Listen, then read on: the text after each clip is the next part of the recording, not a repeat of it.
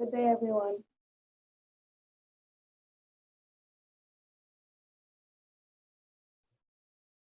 Hello, hello. Is that Lisa?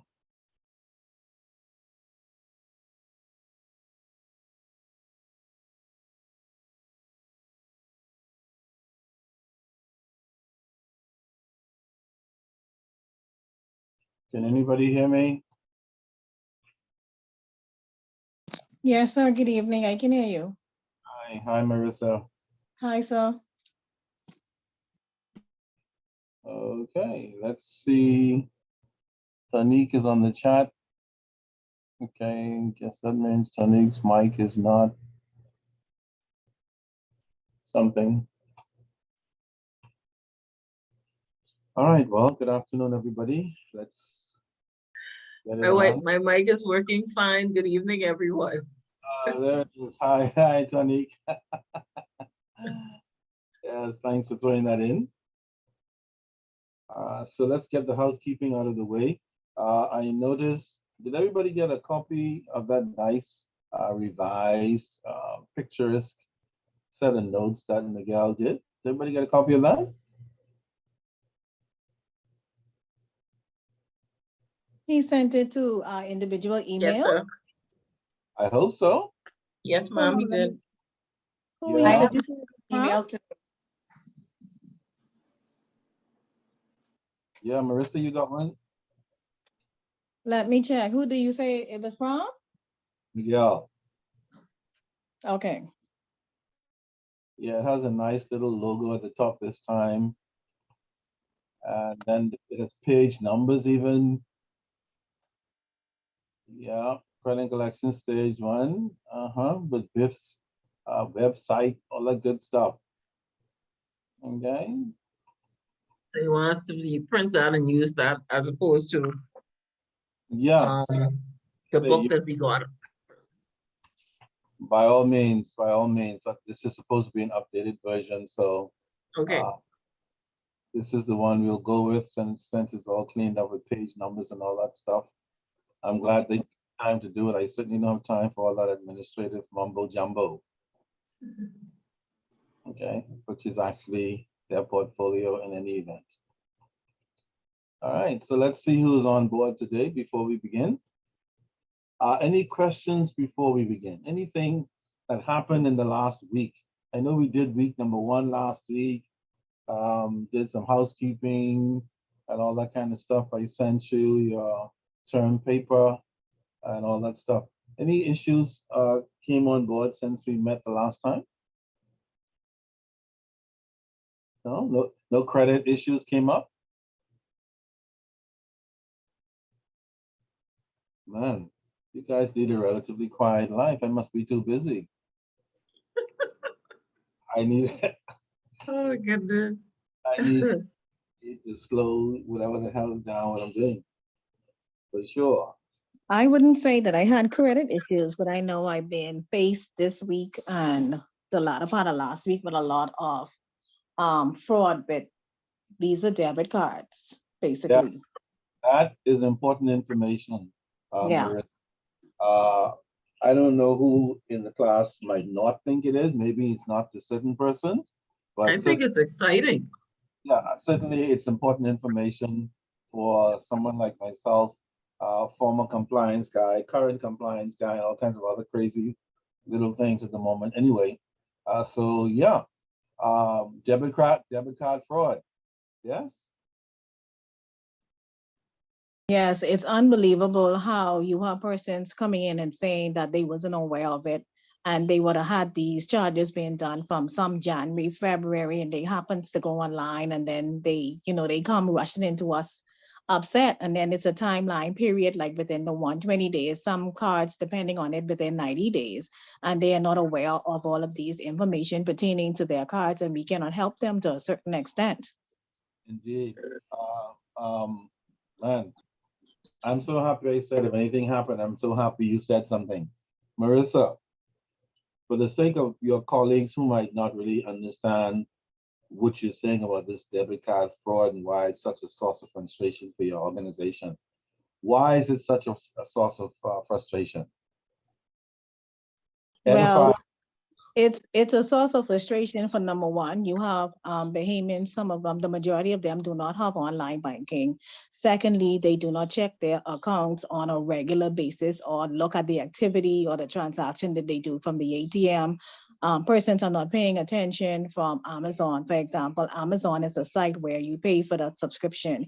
Even if you don't purchase anything from them, they still take monies off your card unknowingly. This is what the guy was saying. But I ain't buying nothing from Amazon from December, but he didn't cancel the subscription. So they just keep taking and taking and taking and taking and taking.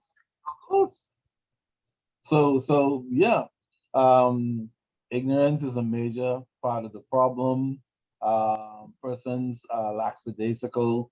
They don't monitor their account activity. And so when things happen, they may not be aware of it for a long time, sometimes never. And then they come in and argue with you. Marissa, how do you manage these arguments, these customers? How do you manage them? Well, first of all, we apologize to the customer, not that it's our fault, but some of them are just understanding the timeline within the 120 day, or if there's a MasterCard within the 90 day. And some of them don't know that after the period for disputes has already expired, there's nothing we can actually do about that. Some customers are not aware that the bank doesn't pay for under the $25 limit. It have to be $25 or more in order for it to be disputed.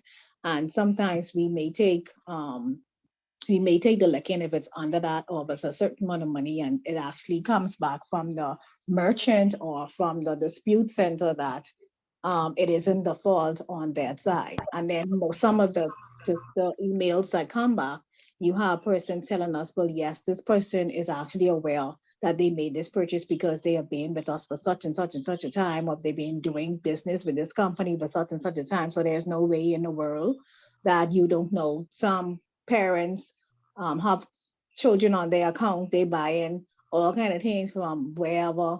They ain't know that, and everybody just saying they ain't know what's going on, they ain't know what we talking about, but we can actually see what's happening. Absolutely, absolutely. So persons are oftentimes acting slick, not aware that the bank has its way of observing a lot of these transactions and can verify what's going on. It's not always ransomware or somebody hacking into your account. It's just persons making transactions that they don't want anymore. They're trying to get money back and all kinds of other crazy that they don't remember. So yeah, it's a very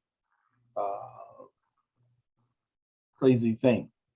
Not difficult, just a lot of bits and pieces trying to get people sorted out and get them to understand how things work. In terms of information, Marissa, how does the bank have any, or the institution have any means of disseminating this information to customers, like in a statement or online or something saying, these are the rules of the game? Yes, they are there, but we or our people don't read. We get the debit card, and once we have the card and the PIN number, we just go on with that. Everybody just want just draw off their money when they could, and they just go on about their business. You even have persons what have debit cards don't even know that it's a $2,500 limit per day to do transaction. And so when the gentleman called today, he trying to send certain amount of money this place, and he didn't send money to his daughter away in college. Now he have less than what he need, and he trying to send this and he trying to send that. So you have to wait until the 24-hour period if you want to send more, because you can't do no more. So the daily maximum is how much? 2,500. Yeah, that's pretty standard, not only at your institution, but Scotiabank has a similar limit, and I think perhaps one or two other financial institutions as well. And a lot of people, yeah, they don't read the fine print. They're not aware of this limit, that there's a daily limit of $2,500. After that, dog eats your lunch, you have to wait until the next day. And it's a major source of frustration for the client and the bank, but for different reasons.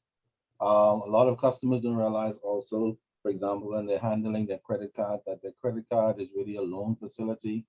And every time they use it, they're borrowing money. Remember, we talked about it last week. Credit cards are revolving credit. Right.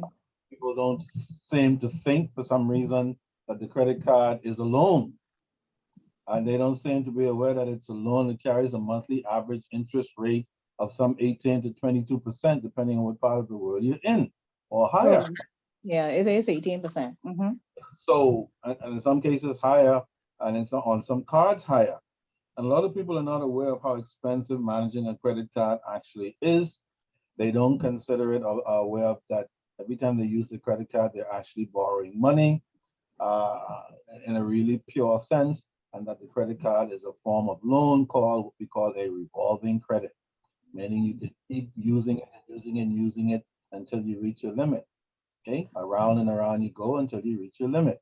And of course, let's not forget those people on the collection side who seem to think that they don't have to pay their credit cards on or before the due date. Many of them always continue to say, I'll just pay the minimum balance, not knowing the minimum balance means they'll never pay it off. And a whole lot of things. And these are all credit problems for the institution. Okay. And unfortunately, a lot of customers don't know this, or many of them who do, they just feign ignorance because they have some other program going on. Okay. Yeah, and a lot of people are not aware too, Mrs. Samuels, that the Visa debit card has the stamp tax what they take off at the end of the month, and you have customers coming in asking what that is. Of course. Okay. I like, what? A lot of You didn't people, know there's a charge for your debit card that something comes out every month for the stamp tax? Same woman say no.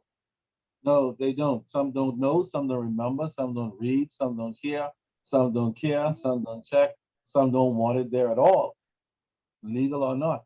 So it's a very fascinating situation that keeps people like you constantly busy trying to sort these things out and settle customers and all this kind of stuff. And again, you want to settle customers so that they stay with you. You don't want to settle customers in a way that you lose them. Correct, Marissa?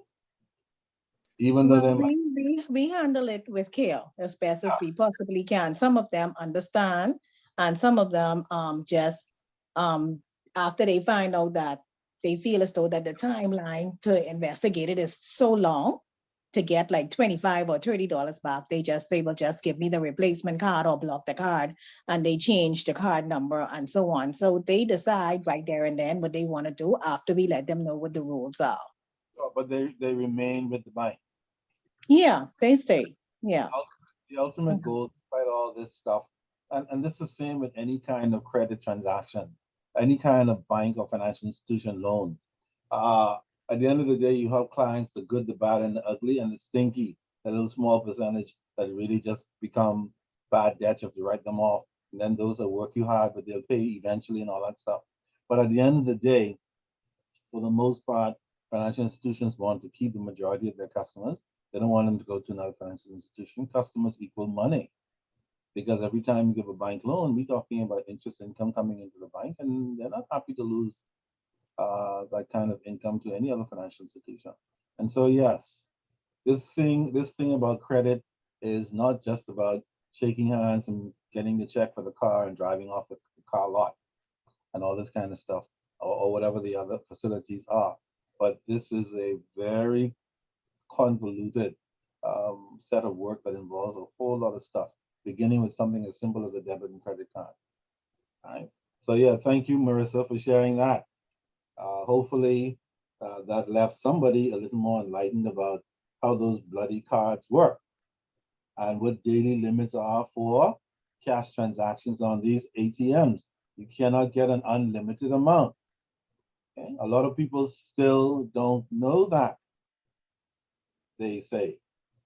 Okay? So I don't know if financial institutions are advertising it enough, they're putting it places where people can see it enough, or whatever the case might, or people just like, yeah, but I'm mad that it's only that.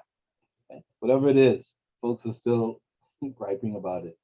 But that's okay. That's what it is at the moment, and it's a good thing to know so you can plan.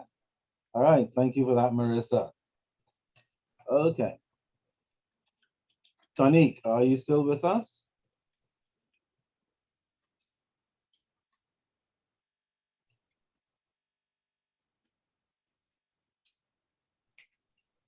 Tonique, are you still with us? Tonique is gone for coffee. Nigel Conleth. Nigel Conliffe. Okay, Lisa. It's Yes, facted. Okay, Lisa, I'm there you here. go. Okay. I know it's been 1 week, Lisa, but have you had to use any of this stuff yet? Not yet. That's okay. Don't be discouraged. Sooner or later, you're gonna say, you'll be in yapping about it. Okay, Garrett. Well, you know that. Personally, I've had an experience where I will have to go in and have my card canceled, like Tonic says. You have to cancel it. Yes. Marissa said that. Oh, sorry. Like as Marissa said.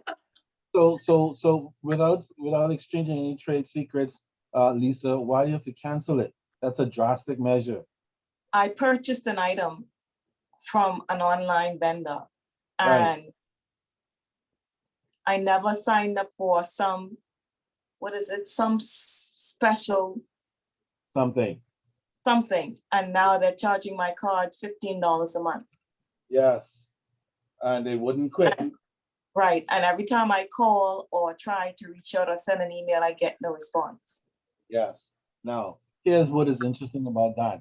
First of all, Lisa, thank you for actually raising that, because there might still be persons, even in this group, who understand that these things, these quote unquote situations are out there. Some we call them scams, games, whatever, but they're out there.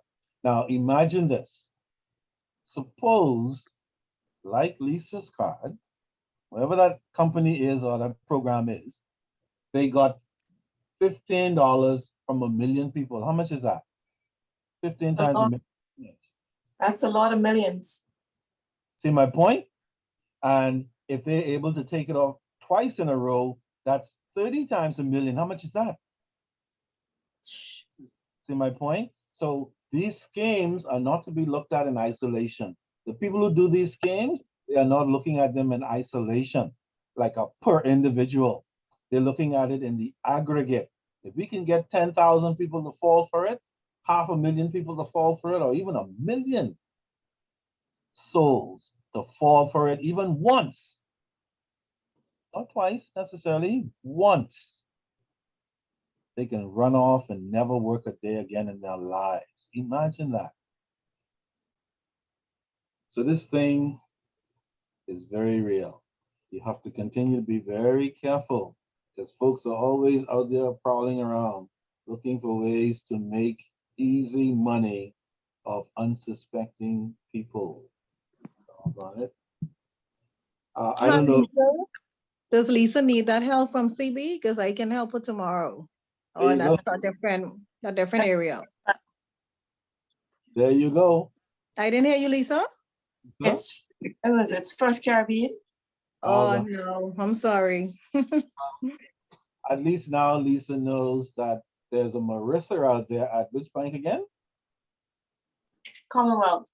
Yeah, it's Come on, called networking. That's the power of information. So one of these days, when Lisa's thinking, wait a minute, I remember in that bloody class, there was let me go down there and see, that's how this crap works. All right. Okay. So the sooner you cancel it, Lisa, the better, before they make another move, because they're waiting anxiously to do it, by the way. I get that. Make no mistake. Okay, Gwendolyn. She's not able to cancel the subscription from the vendor? No? They're not responding. Oh, okay. Also, there's no line there for you to cancel or unsubscribe. I've called, I have emailed, I've even tried to call at 1 o'clock in the morning. Yeah, Wow. that crap. See, let me tell you a little secret about that. That crap is hard to do with legitimate companies sometimes. And if the company is illegitimate, it's almost impossible, because it's designed to be impossible. Which is why she's now decided that the only way out of this thing is to cancel the card. And that may indeed be the only way. Okay? Unfortunately.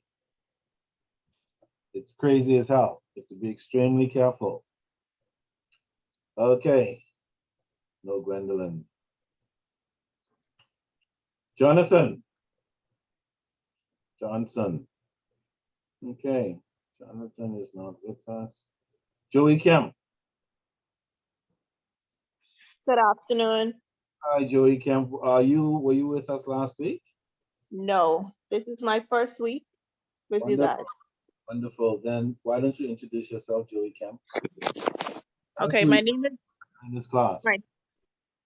my name is Joy Kemp, and I'm an employee of Bank of Bahamas, collections department, front end 30-day collections, and I 11 years in collections now, and I am happy to be a part of the class. Wonderful. Well, welcome aboard, Joy. That's an interesting way to spell joy. Yes. Joy. Interesting. First time I ever saw that. I've been around a while. Okay, way to go. So you've been in collections for 11 years. That means you're doing that job better than you should be doing it. Either you love it or they love you doing it. Have you thought about working in credit, Joy? That has been a part of my wish list, yes. But Good. I'm actually new to Bank of Bahamas. Today Okay. was actually my first day, so that's the reason why I was not in the session last week. Okay, So okay. I'm still working with feeling my way at Bank of Bahamas now. You knew that BOB, but not new in collections. Correct. Good. Wonderful. So at some point, by the time you get settled in, a couple of months have passed, and you have done hopefully parts 1 and 2, then you could pass your stuff in and say, whenever you guys are ready, I've been in collections a long time. I'd certainly love to be considered for credit training. How's that? Correct. Sounds Good. awesome. Yeah, way to go, way to go. All right, welcome aboard, Joy. Good to have you. Do you have the email with the notes that Miguel sent? Yes, I just received them today. Fantastic, because that's what we'll be using today. Okay, great stuff. Nigel McKenzie.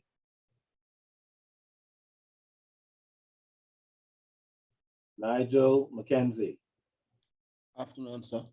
Good afternoon, Nigel. How are you? I'm good. How are you? Just fine, just fine. Welcome back. Glad to be back. So far, you're the only guy who's answered the call this evening. We'll see what happens before we get to the end. All right, Yes, sir.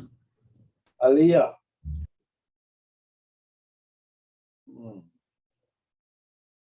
Diaz, yeah. Juliet Musgrove. Good evening. Hi, Juliet. Welcome back. Wonderful. Philip Russell. Good evening. Hi, Philip. Great. 2 guys in a row. In case you're wondering why I'm making a big deal of guys in the class, in recent years, guys have not been attending class too often for some strange reason. There's always either none or a small percentage, and then sometimes the small percentage would show up for a few sessions, and then they'd wander off into the COVID world or something. I'm not sure why that's happening, but hopefully the moms in the room who have sons or who will have sons, you'll make sure that does not happen to them going forward. That's just my 5 cents. I'm a dad. I'm a father who takes it very seriously. So I'm a little biased in that department. It's very important for the whole thing to stay balanced. Otherwise, we're gonna have some problems. But you guys, because I'm going off to a cloud somewhere eventually and have whatever they have on the cloud in heaven. But you youngsters who are on board, make sure that all of our kids get what they're supposed to get and do what they're supposed to do. Don't let them wander off somewhere. Especially young men. Too many of them are wandering off or being allowed to wander off. Okay. My 5 cents. Marissa, I know you're here. Yes, sir. Great, great. Monique, are you here? Monique White? No Monique.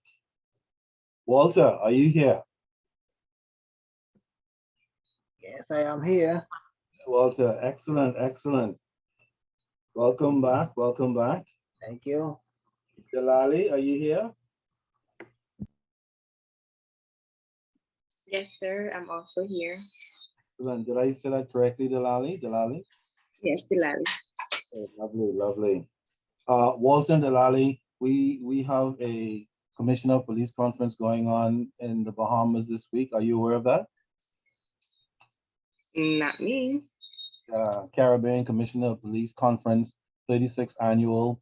It's being hosted in the Bahamas this week.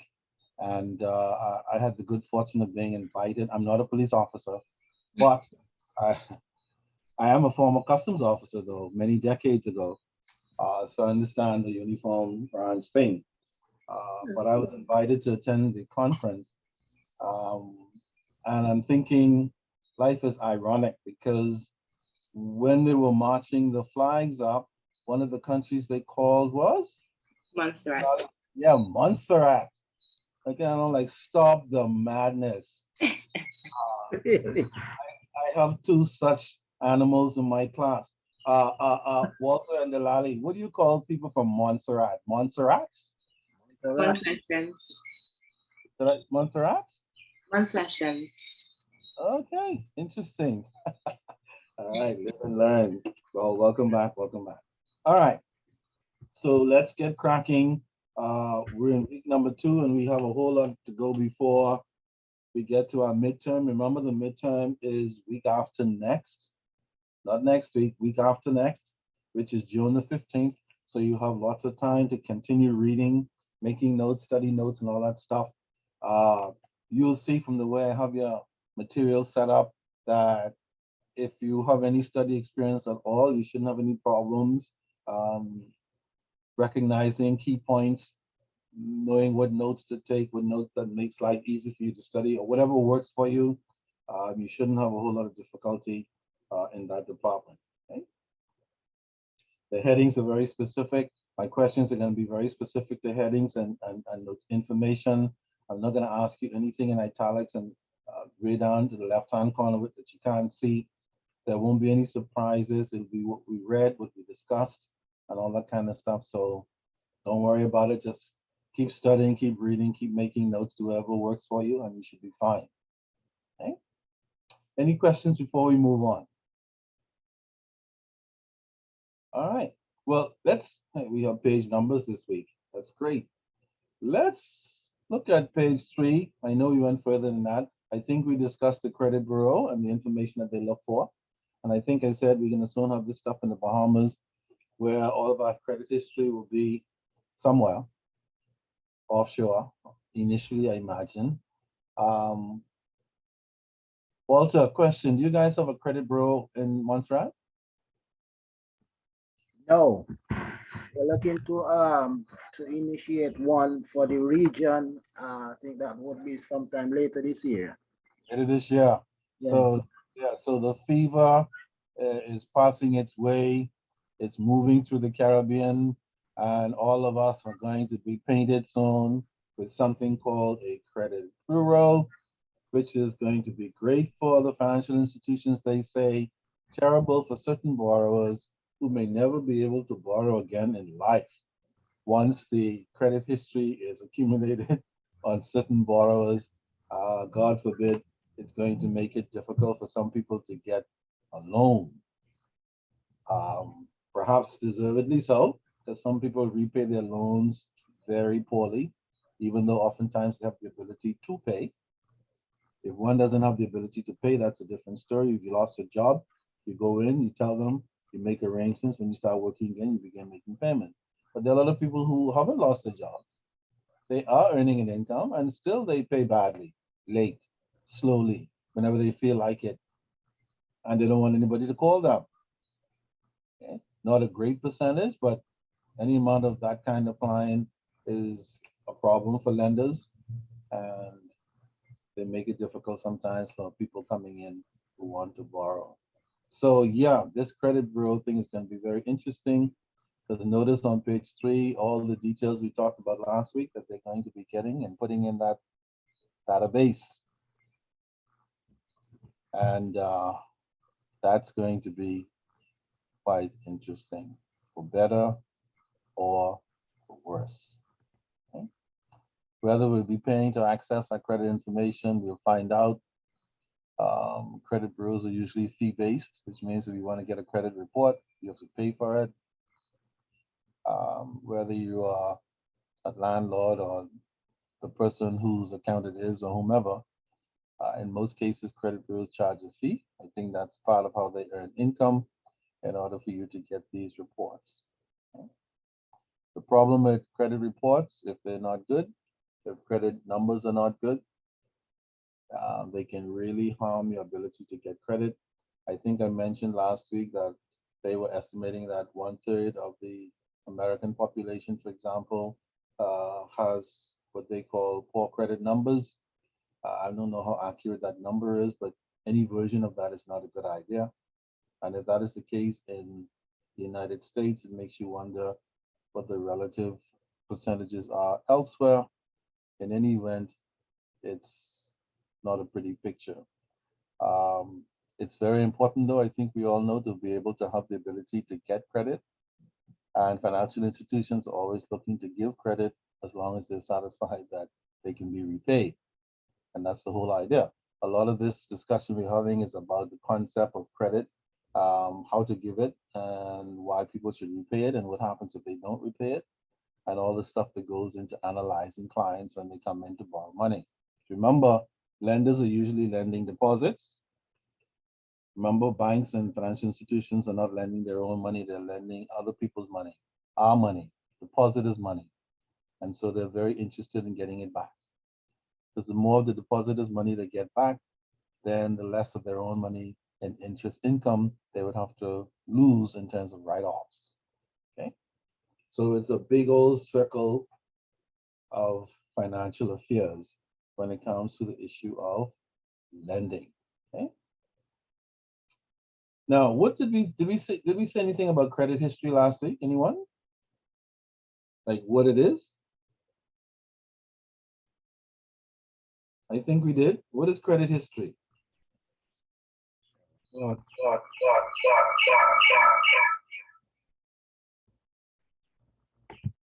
Anyone? What is credit history?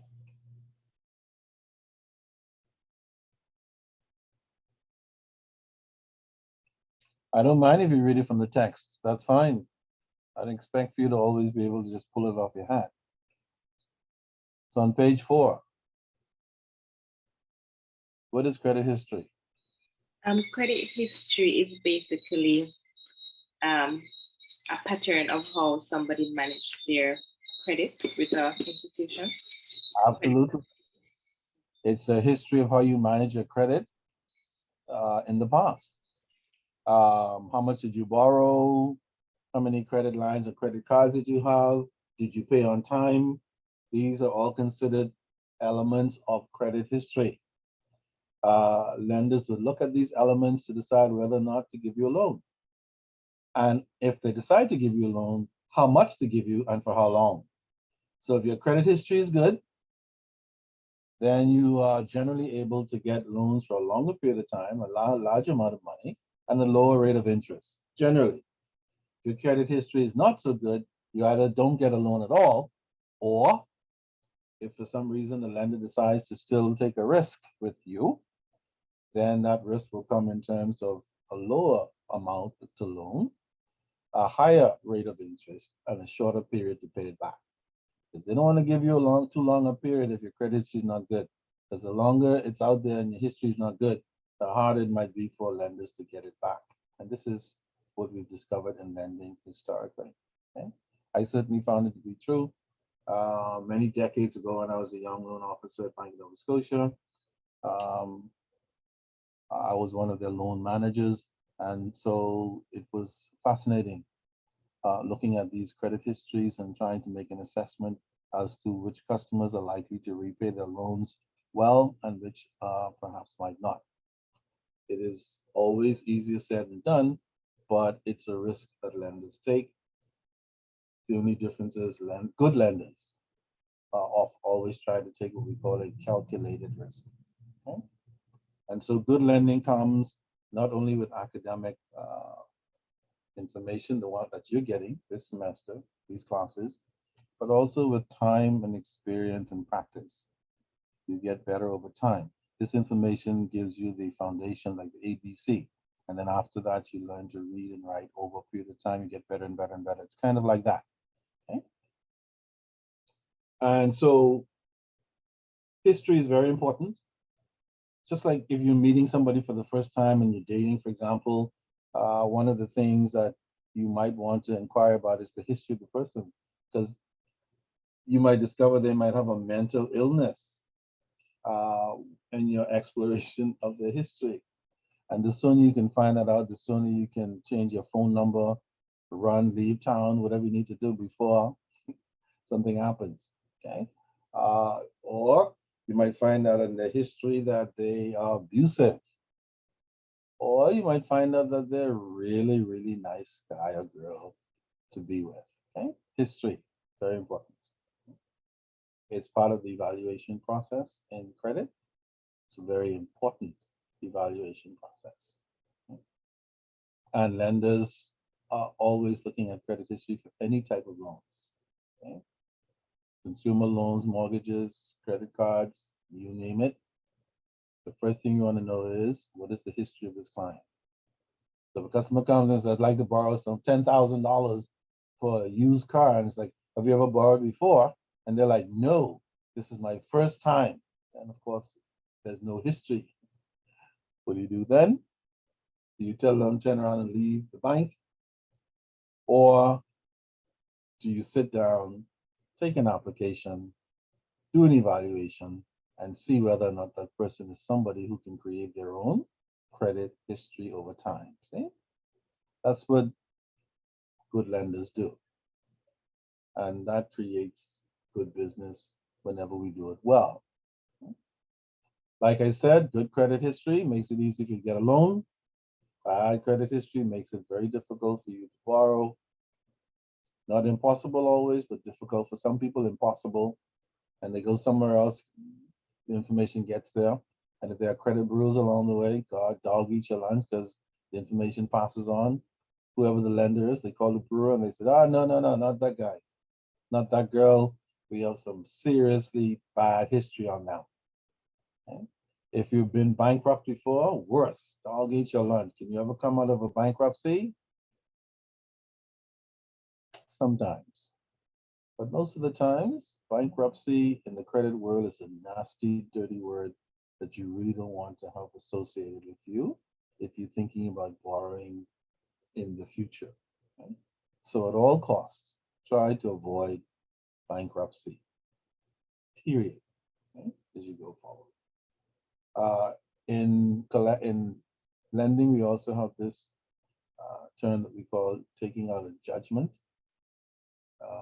Something Lisa would probably be interested in. For example, if you owe money and you don't pay, the lender will perhaps get an attorney and file some documents into the courts asking you to appear so that a judgment can be taken out against you if you are not able to give the judge sufficient information that you will continue or able to make that payment.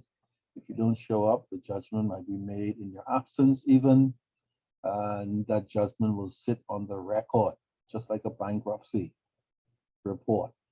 And with the credit bureaus coming, all these judgments and bankruptcies and all this negativity will show up in your credit report, and they will bring your credit scores all the way down to very low. Any potential lender who gets any information on judgments outstanding against a borrower, they know that the borrower did not pay well at all. Same thing with bankruptcies. Okay? So it's going to be very interesting going forward. In countries like the United States, for example, and Canada and the UK, bankruptcies can even make it difficult for you to get a job, because that information is checked out by a particular employer for obvious reasons. The employer wants to know what kind of person they're hiring. And if they go to the appropriate records and find out that you're bankrupt once or more, then even though you might be capable of doing that job, and even though they may even want to hire you, oftentimes many employers will not hire you because of it. Because bankruptcy to a potential employer suggests that you're irresponsible. And the feeling will be, if you don't pay your loan back correctly, what kind of employee are you likely to be? Even some landlords, they investigate backgrounds of potential tenants. And bankruptcies and judgments are way up there, along with drug use and all this kinds of great firearm possession, whatever it is they find out, makes it difficult even for you to find somewhere to live. So if they discover these things in your credit past, they might say, well, if you didn't pay the bank, you're not going to pay my rent. And therefore, as much as I'm looking for a tenant, it cannot be you. So this credit thing, we're doing a lot of stuff like for academic purposes and going to be tested, but you can see right away that this thing is very pervasive. This credit thing is all through everything. If you really think about it, okay? It affects us in so many different ways, whether we are lenders or borrowers. So every single person in this class, long after you've written examinations, you're either going to be a lender at some point or you're going to be a borrower at some point. Either way, this information has to be, and certainly for some of us in our professional lives, will no doubt be invaluable. Certainly in my experience in the many years that I've been dealing with clients and banking and legal issues and accounting issues and compliance issues, and the list goes on. This stuff always rears its head somewhere, along with all the other animals in the game. Okay? Did anybody look at the credit history examples? Anyone? I hope people got past page 5. Did anybody look at those examples? No? I'm the only one who looked at it. Well, what did you gather from the examples, anyone?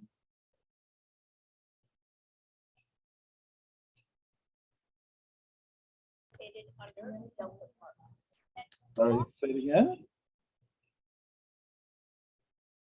Delali, go ahead.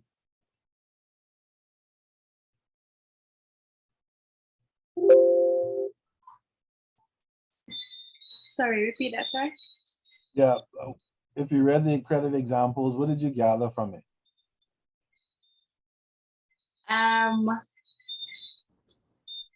From what I understand, is that he needs a loan to consolidate everything to avoid bankruptcy. Ultimately, potentially, yeah, that's one reason for consolidation. What do you think? What other reason might be in his mind for consolidation, or in any of our minds? Well, the fact that he's overspending on the credit cards, he has a car loan as well as a mortgage.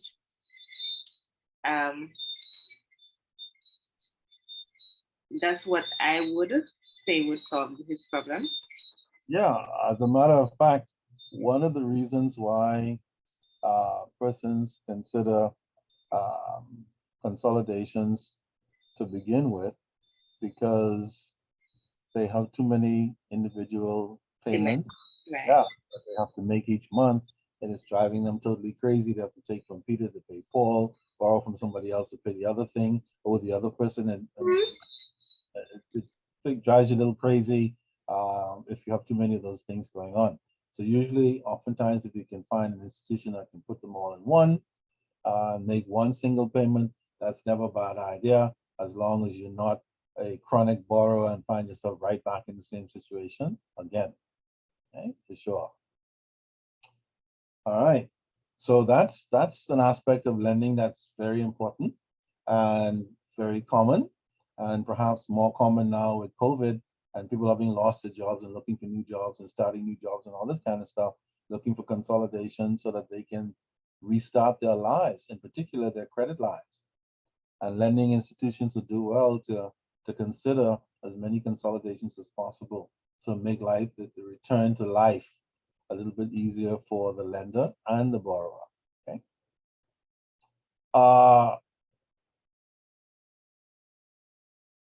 An interesting situation comes up with Clara, Clara has this credit line going on. Clara made some charges, you know, she's using a credit card, having a ball, $246. When you don't make a lot of money, $246 is a lot of money. When you have a lot of responsibilities, it's a lot of money to charge to your card. For some people, it's nothing, but for other people, it's a big deal. And so for Clara, paying this back is not going to be as easy as she thinks. Notice the credit options available to Clara in that last paragraph. She can choose not to pay, or she can choose to pay only a small amount, which is what people do often. The problem is when credit scores come into play, not paying and paying only a small amount can affect your credit score. Oftentimes it causes it to go down because credit bureaus are watching this. Not only that, if you're paying small amounts and not a law at all, interest will accrue or accumulate on the existing balance, which means that during the next billing period, the balance will be higher than the month before. And so every month when you don't pay or pay only a little or the minimum payment, that credit is getting worse and worse and worse until you find a way to get rid of that debt. And that might mean getting an extra job, doing some extra work, making a higher monthly payment to get rid of the balance. Otherwise, not paying or those itsy bitsy payments, they will come back to drown you for sure. Okay? Something to think about if you are a credit card borrower, which most of us are. Many of us are still in the same position as Clara. The only problem is our balances are not $246. In many cases, it might be $20,046, $2,046, $10,046. So compared to Clara, some people in the world have some real problems. Clara's issue is considered a minor fixed affliction. So, having said that, let's consider the question of credit risk. Okay? And we are told straight away that on page 5 at the bottom, the credit risk is indeed just a measure of the credit worthiness. And the credit worthiness is a measure of the credit history. And we've already discussed the credit history. Okay? When lenders are taking credit risk, their main concern is, will we be able to cover our principal, get our principal interest payment back? So remember, those of you who may be borrowers already and are lenders and may be borrowers in the future and lenders, whenever a loan is granted and you make a loan payment, each loan payment consists of two very distinct payments. Part of it is principal, part of it is interest.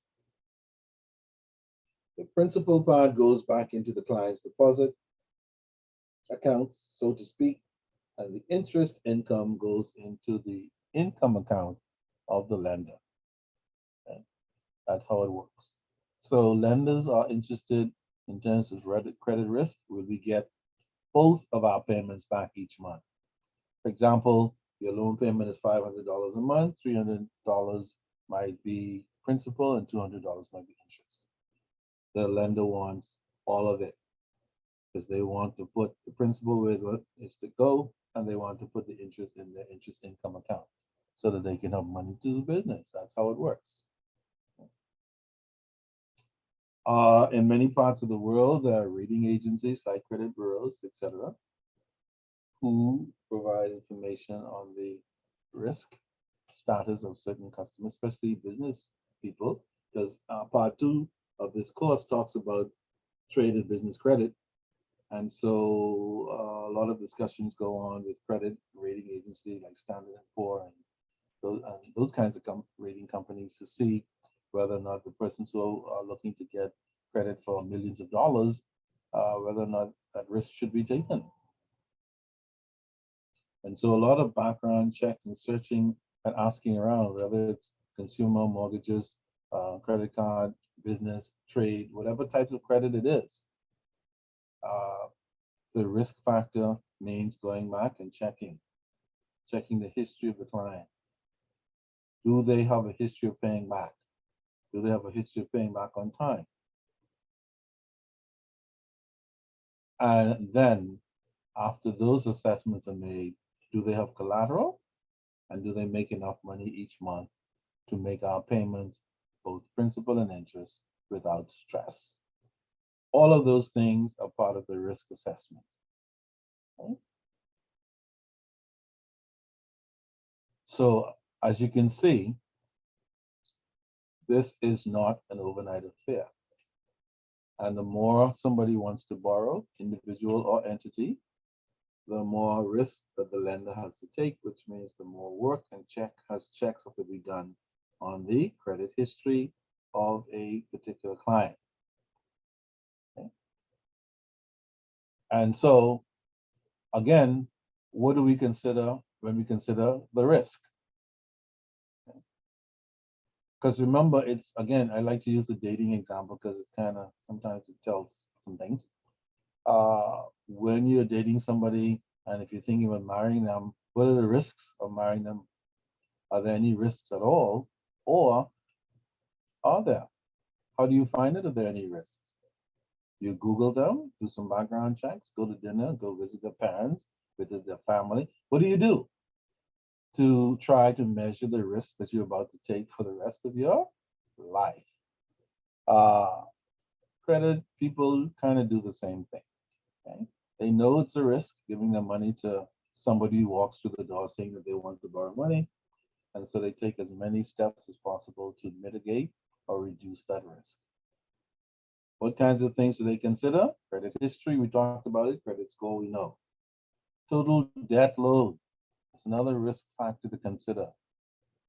How much debt does this borrower or potential borrower have? Because some people go in to borrow money that already have 4 loans everywhere. And so the fifth potential lender has to try and find out if that is so.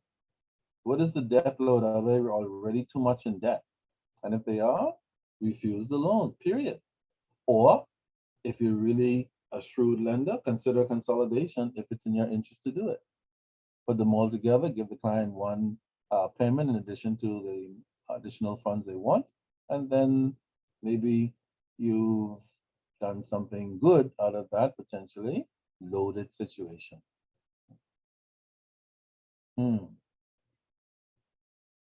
So history, score, debt load are critical. There's something else that we consider in credit risk called debt to income ratio. So if you make $2,000 a month and your loan payments add up to $1,500 because you have 3 or 4 loans, that's a bad situation. Usually lenders don't want your debt to be more than 40% of your income, typically. Sometimes they go over a little, some go to 50, some go to 60, depending on the relationship with the client and the risk they're prepared to take. But typically, when debt starts to become more than 40% to 45% of income, the typical lender, depending on where they are in the world, again, lenders are different.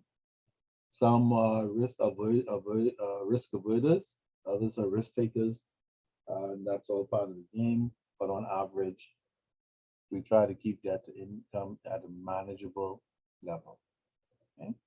So we look at the debt, we look at the living expenses, we look at the total income of the person and decide, can this person or should this person be allowed to take on new debt? And we use this ratio, this 40% of total income, this 45%, whatever the measure is for an institution, to determine whether any additional debt should be given or any debt should be given at all. And then, of course, last but not least, in the credit risk portfolio consideration is the issue of collateral. Does the customer own anything? Do they have any assets? If they do, what of those assets can you secure as collateral for the loan in case they don't pay? You can now repossess the asset, sell the asset, and hopefully sell it for sufficient to pay off the loan. Sadly, collateral doesn't always pay off the loan. Sometimes after it's sold, it's not enough to cover the loan balance. And so the lender now has to send it over to delinquency, where it probably would have been already, to try to collect the balance. Sometimes once the collateral is sold, customers not interested in making any further payments if there's a balance, and it becomes very difficult to get payments from customers. So the collections department has to go to work And that kind of situation makes their work very difficult. Oftentimes, firms will hire a lawyer to try to get the customer to pay, take legal action, see if they can drag them through the court screaming and shouting. Sometimes that works. Sometimes that doesn't work. Sometimes, for example, if collateral is sold and the balance is still $5,000, the client may be reluctant to pay. The lawyer files documents for the client to appear in court. If they actually do appear, they might say to the judge, well, Your Honor, yes, I know, they sold my collateral, I'm mad. And why is it didn't pay off the balance anyway? And the judge would say, it didn't, and you're still owing $5,000, Mr. Jones. How do you intend to repay it? He says, well, I'm not working. And then the court has to try and find out whether that's true or not. Or he might say, I am working, but I'm not making much money. And I have 5 children and a wife who does not work.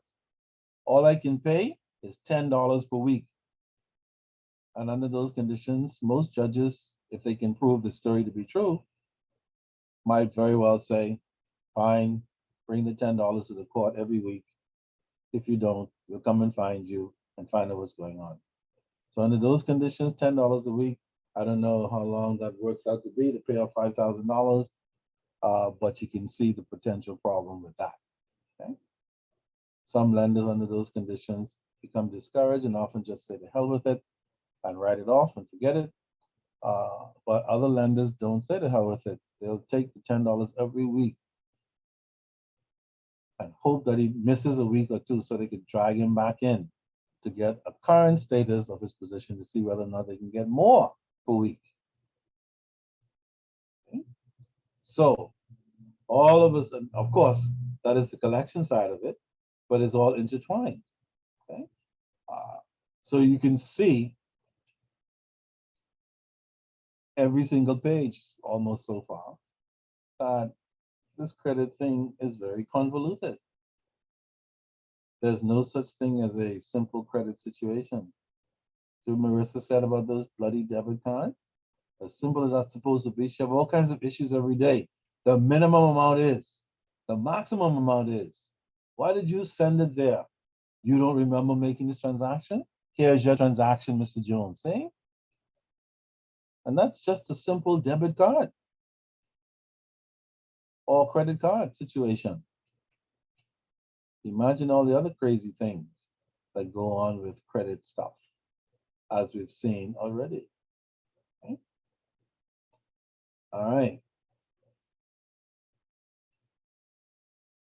So this example of credit risk that we're given, did anybody look at that? Or you just said credit risk example, I'm not reading that.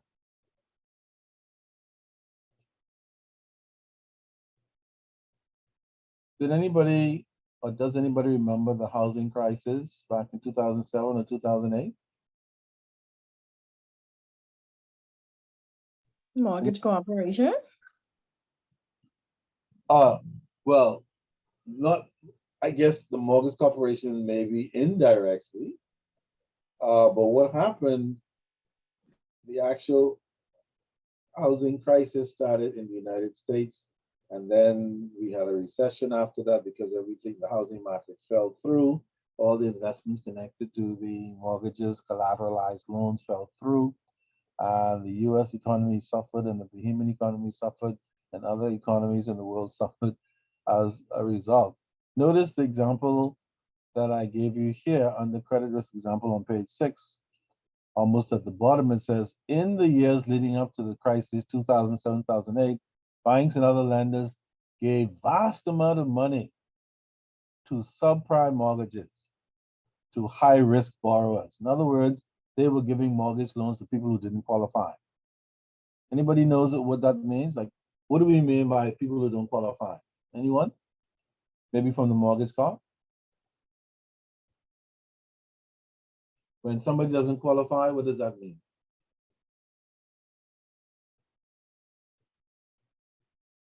They can't get a loan. What would cause them not to get the loan? What example? Let's just say not having the right down payment. You have a lot of outstanding loans from different places. I guess a lot of other things, but No, those are two good reasons. People don't have the down payment. Well, Yeah. I would say basically the capacity to repay. If the person don't have that, My mic is giving me difficulty. All those things lead up to, yeah, not having the ability to repay. Yeah, Because that's the number one thing. You have to figure out how you're gonna get your monies back from this person after they qualify. I guess that's like step 2. A lot if of they, people don't have savings. That's the main thing we find. They want yeah, a house. You take the application, you say, okay, we only do 95% financing, so we're gonna need this 5%. right. And sometimes you start calling them, they don't answer because they don't have the money. Yeah. Like, Don't even most have Bahamians don't have savings.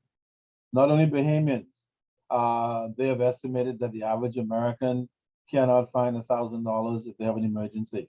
And when I say the average American, I'm talking working class people, not rich people and other like people like that. We're talking about persons down the line, that first 100 million plus. And Mhm. many countries are like that. Caribbean countries are like that. US economy, Canadian, British, we have that gang of people who, yeah, just don't have that kind of money sitting around. And For then they one, have a lot of loans already. yeah, because people need the loans to survive. Their incomes are not going to cover the kinds of responsibilities that they have. And especially if you have children, people without children are struggling uh, with this kind of thing. If you have children, that changes the equation. Okay, so yeah, unfortunately. But So the truth because you is, have so much money coming, so much money is coming out of your salary already, you're unable to, you don't have the capacity to repay a mortgage. or even the So you capacity to save definitely money to not get one. qualify. Yeah, Yeah, so you can't qualify. so all those reasons are reasons why people do not qualify for these facilities. Absolutely. All right. And so when this happened back in 2007, 2008, these loans, now when these loans were given, these financial institutions in the United States were just thinking about making a bunch of money in a short period of time. So they gave a bunch of loans they shouldn't have given. We did some loans like that. We do loans like that in the Bahamas as well, depending on the financial institution. If they're trying to break into the market, get more loans in the books, whatever the reason is. Well, the tricking. Yeah, we do bad loans, loans that we know we shouldn't do. And that's what they did back then. Then the economy slowed down. These people who couldn't afford the loan in the first place, who got these loan mortgages, they couldn't pay. And as a result of this, many homes were repossessed. Many people walked their homes and abandoned them because they could no longer make the the loan payments. Okay, so that is a serious example of credit risk by all means. Uh, a lot of those loans had to be written off to bad debt, millions and millions and millions of dollars. A lot of people had to file for bankruptcy, which would hurt their credit in the future. It was a big mess. But this is an example of what happens when credit risk goes badly. And every now and then that happens. It doesn't always happen on such a magnanimous scale, but it does happen in small amounts, in medium amounts, and significantly large amounts. Okay, for sure. And so, because risk is such a crazy and important part of lending, we have to always find ways to manage the risk. We have to assess our clients very carefully, manage the amount of credit we give them, whether they're individual or corporate customers, to keep and do everything necessary to keep the lending's risk to a minimum. We don't want to be so careful that we don't lend at all. That doesn't help. We have to lend the money. Otherwise, we can't stay in business as lenders. Okay? But we do have to try to take steps to make sure that we keep our losses to a minimum. And that's what we refer to as credit risk management. Okay? And so, how do we manage this risk? There are all kinds of ways. I listed a couple for you. When a customer is late, we want to call them in and find out why. When they don't pay the debt in full, we want to find out why. All these things can affect the money coming back into the financial institution. They pay an amount that doesn't cover principal and interest. They make a payment, but it's not enough. They can make partial payments. So there are a lot of reasons that can create financial loss for lenders. And that's why lenders have delinquent departments like, let's see, what's the name? Like Joy, who, when you don't follow through, they would sick Joy on you from the collections department in an effort to try to get the money back in as quickly as possible. Okay. Then, of course, competition is out there. Because of competition, we make poor credit decisions. We want to get as many customers as we can. We do bad loans. That is not good credit risk management. We have to consider the competition, but we cannot consider the competition to the point where we give just horrible loans to customers, much of which we don't get to collect, and on which we lose tons of money unnecessarily. Okay? I have a question. Yes.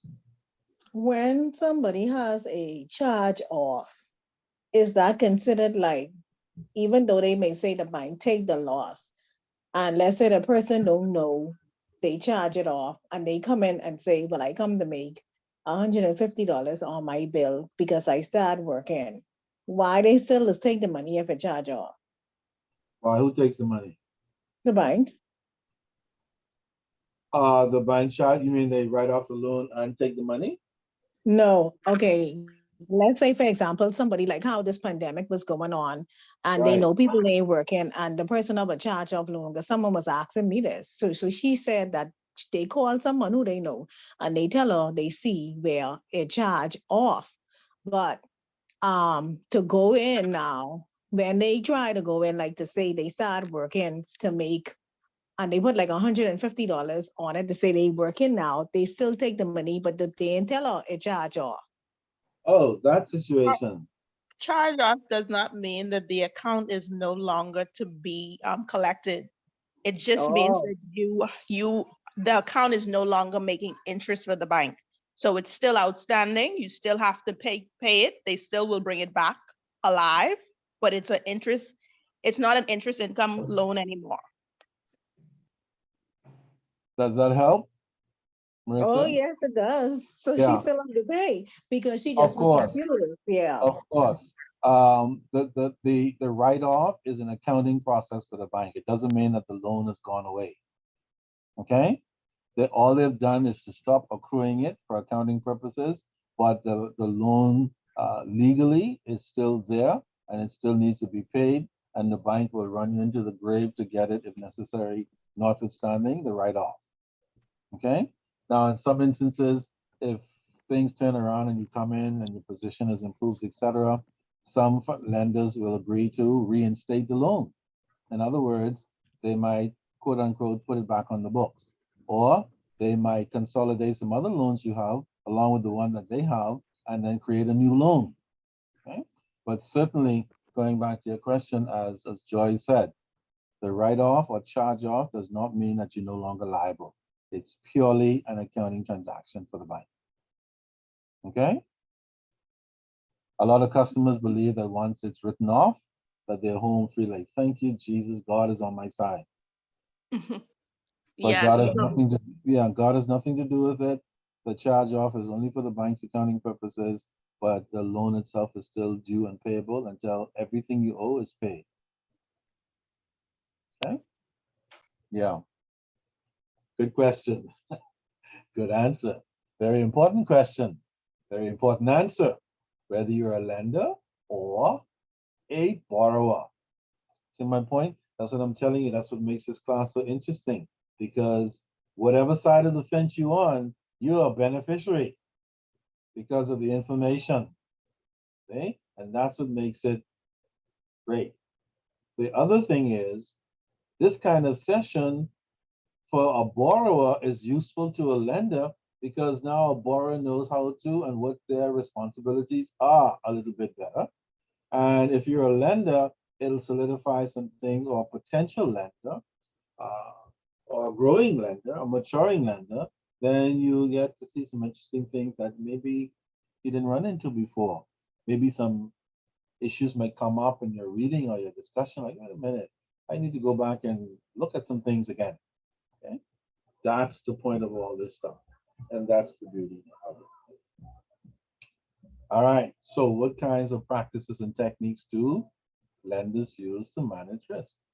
As you can see, losses can be a few $100, a few $1,000, but it can also be in the millions. And in those rare cases, even billions. Can you imagine that? Okay. So how do we manage this risk? Well, I gave you 3 clear practices that financial institutions tend to often use to manage their credit risk. First of all, they have a credit strategy, they have a plan, they have a process, and they have a policy. All of these things are written down, defined by the lender, and put into the practice by everyone who is doing that work. Okay. The policy would normally indicate the bank is prepared to take risks, but not foolish ones. These are all written down. There's a strategy for the credit, the process, the checking, history, verifying, all of that is all part of the credit planning strategy. So that what we call positive results can be achieved. And what are positive results? Simply giving as many loans to as many people and minimizing, hopefully, our losses due to bad debts and write-offs. That's really always the fear of a lender. The great risk, will I get the money back? All of it, principal and interest. Okay? So planning a strategy is very important. Like any other function that we do, we have to have a plan. The second thing a lender considers doing is analyzing credit, having programs in place to properly analyze the credit in order to minimize its risk. And what is analysis all about? We collect information, we process it, we evaluate it, we consider it, we assess it, we do all this stuff in order to determine the client's ability to pay before we make a loan decision. Okay? We don't, and we shouldn't just make loans on a beautiful, smiling, well-dressed person. That's not going to work. Never works. All of these things that we do in the analysis are extended, the second step beyond strategy. Strategy, so the analysis is really the implementation of number 1, which is the credit strategy, the policies and procedures. We put them in place, we put them in writing, and then step 2, we analyze the credit by taking all the steps necessary to determine whether a loan should be made. And then number 3, third management of credit risk has to do with what we call scattering the risk. See? Now, what is scattering credit risks? Some of us may never have heard that before, even though we're lenders. But basically, scattering the risk has to do with how we make provisions for our losses, how we establish our ratios in terms of debt to equity in our credit activities, and whether or not we should establish credit scores for ranking customers to determine whether they should get loans. So if you get an X amount of score, you can get X amount of money at X rate of interest rate. If you get Y score, you get Y amount of money at Y interest rate. And so all of this is designed, again, to help certain types of institutions. Not every institution will go to this extent, but there are certain institutions that go to this extent, especially if they're looking to lend millions of dollars. Millions of dollars requires a whole lot of planning, analysis, and scattering of credit risks, doing all those ratios and evaluations to make sure, quote unquote, make sure in lending, it has to be in quotes because we're never 100% sure. Okay? But we don't mind being 90% sure. Sometimes even 80%. So we have to lose 5% or 10%, 15% in losses. Most lenders will take that because they have enough interest income from the other 80 to 85% to cover whatever losses that might come up. That doesn't mean they're encouraging losses. It just means they have to make provisions for them because there will be. There will always be some clients who will not pay according to the agreement for one reason or another. COVID included, see? COVID would be that, well, some people have said, should we call COVID an act of God? Let me put it to you guys. Was COVID or is COVID an act of God? Anyone? Like a hurricane? No. Yeah, there's some of us who don't agree with it, that it was not an act of God, but indeed and instead an act of man. Doggone it. So whatever side of the fence you're on is something to think about, because maybe based on certain other information, God did not have a thing to do with this one. We all continue to wonder as we fight this crazy thing. All right. So those three things are what lenders at all levels. Again, some lenders don't get into all of this stuff. Some of this stuff is kind of like high level stuff. They don't need to get into it, but they are into some versions of it, especially the credit analysis part. Some of the scattering part, which is the credit risk provisions, how much are we expected to lose? And certainly the credit policies and procedures, the average lender and most organizations would have those in writing. So there's some version of all of these kinds of risk mitigating factors involved by most lenders.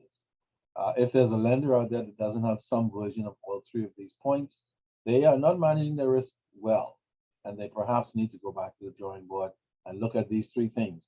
Do we have these three things in place in some form or fashion? Okay, for sure. Do we have a credit strategy? Is it in writing? Do we have a policy? How do we analyze our credit? Do we take into account all these things that are in these notes? Do we collect and process the right information from all the places? Do we check everything the clients tell us, or we just take their word for it, and so on? What program do we have in place to assess the client's ability to pay? Do we look at their gross income or net income? Do we look at their other expenses? Do we look at their living expenses? Or what other things we look at to determine the client's ability to pay? All of those would fall in the credit analysis. Okay, so you see, this is not something you just take a puff of a cigar and say approved. Some people should do that in some institutions, by the way, for some strange reason. Maybe sometimes it's just a payoff. Did you know that? Does anybody in here know that some lenders are not honest? Did you know that? Indeed. Indeed. Now notice my text doesn't say that, because the textbook always talks about the romantic, correct side of how things ought to be done. That's what textbooks talk about typically. But in the reality of it all, not all lenders follow these rules. Some of them have their own rules that has nothing to do with these things that we should be considering. Some of them ignore all of these risk management rules and many others just for a payoff from somewhere. You need $50,000, give me 10%, 20%, I'll approve the loan. No matter what the conditions of the loan are, just make sure I get my money. Now, who would think that a lender would come up with something as novel as that? Truth is, it's not novel at all. And you won't find it in a textbook. That doesn't mean it's not out there. And incidentally, it's part of what adds to the risk, the credit risk process. Those managers and persons who are responsible for the resources that are lent, lending them vicariously just for some money in their pockets. It's an unfortunate truth.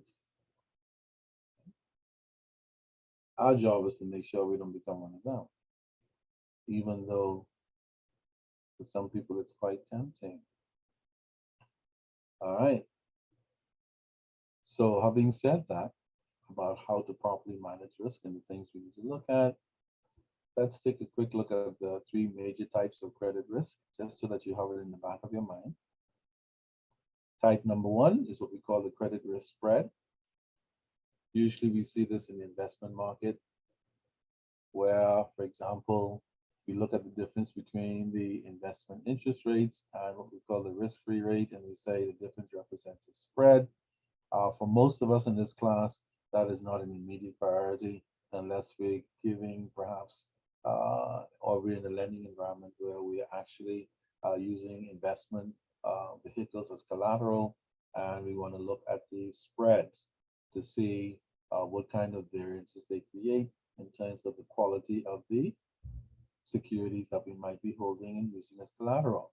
Okay, so I wouldn't worry about anything more than that at this point. Just know that we do have this credit risk spread in the investment markets, and that really by definition it is simply the difference between what the investments will bring and what the risk-free return rate will be or is in any particular time. Okay. Also, we have this risk called default risk. Default risk is the one that you should worry about, because default risk has to do with the borrower not being able to make the contractual payments. That's what most of us are concerned about in lending. Default risk is what we sleep and get up with if we're a lender. Who will not make the payment as agreed and when? Should you lose sleep over it? Typically, no. But depending on the amount of delinquencies that you might see coming in those delinquent reports every week or month from Joy and Company, you can be thinking about default risk more and more, depending on what type of organization, what those percentages look like. Okay? The third type of risk is what we call downgrade risk. Okay? And this risk comes from downgrades in the risk rating by risk rating agency. So if you were A and getting able to get loans easy at good rates of interest, and for some reason you get some rating agency upset, or for some reason they decide that you need to be downgraded, then they downgrade you, and all of a sudden it makes it more difficult for you to get money. We had a discussion in the Bahamas and a couple of the other Caribbean islands not too long ago, within the last year and before COVID, that Caribbean countries and other third world countries, for example, need to be careful how much we continue to borrow, because rating agencies are beginning to look at us funny and wanting to downgrade our credit to scores that are sometimes not acceptable. And when those ratings get below a certain level, it makes it more difficult for third world countries to borrow money. And if they are able to borrow money, they have to borrow them at very high and disturbing rates of interest. Okay? So that's what we mean by downgrade risk. So at this stage of the game, you just need to know those three and what they are. For most lenders in this room, risk number two, credit risk number two, is the one that will probably trouble you the most if you are a lender in this group. But just know that default risk is one of three major types. The other two are credit risk spreads and downgrade risk. Downgrade risk would be something that would worry the persons in public treasuries and in government, because it's usually countrywide. And credit spread risk would worry investors who are wanting to know what the differences are there between the risk-free and their return on their investment. Okay? Because they always want to know how much are we going to get back for our investment. And so these three risks, the credit risk, exist in different environments. For this class, persons who are in mortgage lending, consumer lending, and that kind of lending, credit risk number two, default risk, is the fear that the customer will not make the contractual payments. That is your immediate concern. Any government in a third world country, anywhere that's borrowing too much, they need to worry about downgrade risk. And any person who's investing thousands and millions of dollars need to worry about credit spread risk. Okay? Just for information, so that if you're having a glass of wine somewhere and somebody starts talking about, we're very concerned in Montserrat about the downgrade risk situation. All of a sudden you perk up, say, wait, cotton picking minute. Downgrade risk? Didn't we just discuss that? What the hell's going on in Montserrat? And you start asking questions. Because now downgrade risk means something. And so you start asking, so are we anticipating a downgrade in our credit risk, Governor, or Mr. Prime Minister, whatever, Mr. Treasurer? whatever the case might be. And this is the point of being aware of these kinds of things as you move around in your normal work and life, because all of these things have direct or indirect impacts on what we're doing, even though some of us may not be keenly aware. All right. So I think I've been yapping now for the last hour and a half. It's time for somebody else to get in on this game. And that means I'm hunting for a reader. Okay. Tony, did you read last week?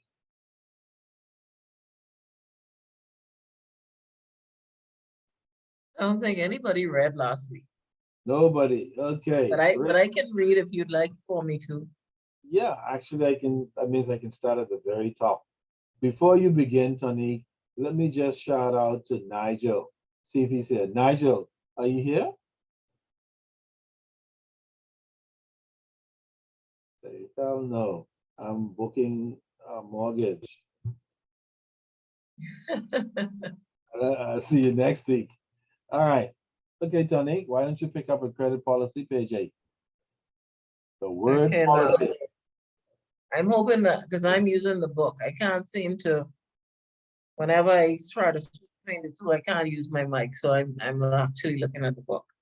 Okay, the book says the word policy? It starts it that way, yes.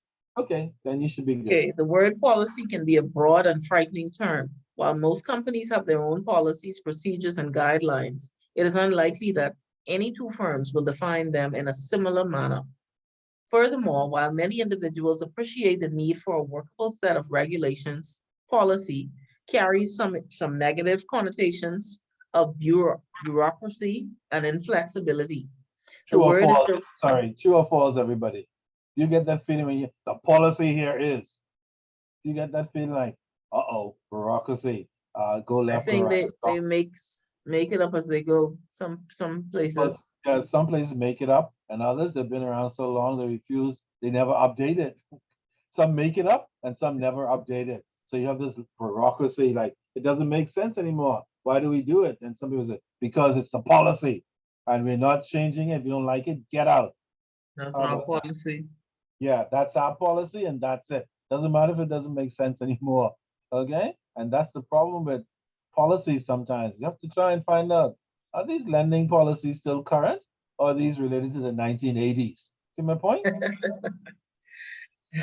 When Sir Lyndon was running things or whatever. All right, keep going. Okay, the word is derived from the same root as politics and police, and the sentence, "It's not our policy," can infuriate customers. Yeah. In this paper, we will use a definition that appears in the Credit Executive's Handbook. A policy is a general course of action developed from recurring situations designed to achieve established objectives. We will examine the need and benefits of such a credit policy, the reasons for different approaches in various organizations, questions of how detailed or long a policy should be, and the need for supplementary procedures. We will then develop a sample policy, together with some specific procedures, which can be easily modified for your own company's needs. Now, before you go on, Johnny, watch what happens. First of all, we're talking about credit. Okay, says, it's credit. Why, what's the problem? We're gonna be looking, we already have a working definition of a policy. So even if you're not doing a credit policy, some of you later on might be doing some other kind of policy in some other kind of company. So while it may not be a credit policy, the principles of creating policy still apply. That's, I keep telling students, whenever you're doing courses, yes, we have a defined, a bureaucratic definition of the course we're doing. But always keep in mind too that sometimes there's other information in there that you can use in other areas of your professional life. Okay, so maybe one day in the future, maybe next week, when you've done the policy discussion, you might say, wait a minute, we have some policies that need to be changed in other areas that have nothing even to do with credit. But some of this information I can use to help me to redesign or create or recreate some existing policy or non-existent policy. Okay, Tony, keep going. Okay, subheading, an opportunity for the organization. There are at least 4 reasons to have a written credit policy, and they each add to the productivity of your entire organization. First, the responsibility of managing receivables is a serious undertaking. It involves limiting bad debts and improving cash flow. With outstanding receivables often being a firm's major asset, it is obvious that a reasoned and structured approach to credit management is necessary. Now, Tony, before you go on, let me say this while we're on it. This reference to accounts receivable, you'll see more of that in part 2. I just kind of threw a curveball, but in financial or bank lending, we don't call it, well, some institutions call it accounts receivable, but we don't call it accounts receivable for lenders. We say loan receivable, which means the same as accounts receivable for a company who is buying and selling goods and services. And I threw that in there so that you can see that credit is not restricted to lenders who just give car loans and mortgages and that kind of situation. We have credit outside of that world as well. In the gazillions of dollars, if I can use that word, can't spell it, but let's use it. It means a lot of money, a lot of credit. And you'll see that when you get into the other part of credit collections, okay? Keep going. Okay, second, a policy assures a degree of consistency among departments. By writing down what is expected, the arms of your company, whether marketing, production, or finance, will realize that they have a common set of goals. Conversely, a written policy can delineate each department's functions so that duplication of effort and needless friction are avoided. Third, it provides for a consistent approach. Third, it provides for a consistent approach among customers. Decision-making becomes a logical function based on predetermined parameters. This simplifies the decision process and yields a sense of fairness that will only improve customer relations. Finally, it can provide some recognition of the credit department as a separate entity, one which is worthy of providing input into the overall strategy of the firm. This allows the department to be an important resource to upper management. One can see that developing a policy is more than a necessity. It is an opportunity to improve the efficiency of your entire organization. Yes. Keep going. Okay, subheading, why policies differ. Credit policies differ in both length and content. Concerning length, some are short as several paragraphs, while others can go on for many pages.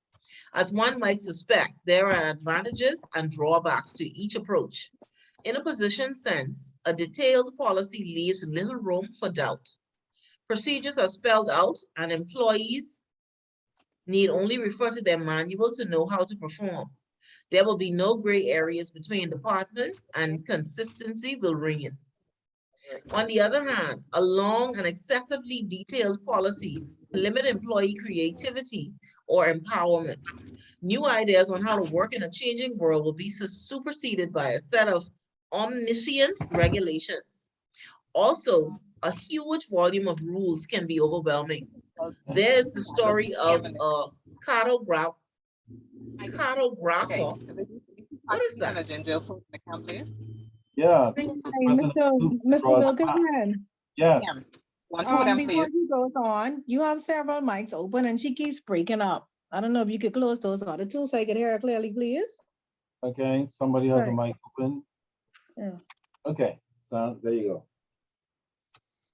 Cartographer, photographer, whichever you want.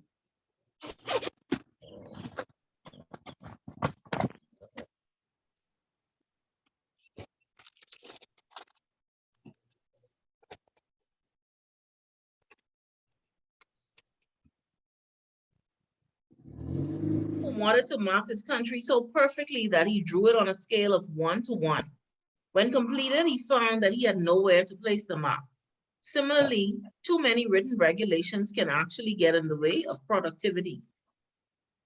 The arguments present a question of balance. As noted in our initial definition, a policy must express a general course of action.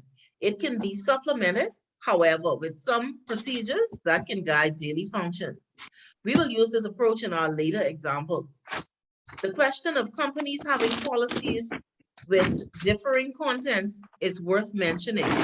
This can result from many factors, which may include the competitiveness of your industry, the location profit margins, your company's goals and for market share, the company's own cash requirements, production needs, or the size and culture of your firm.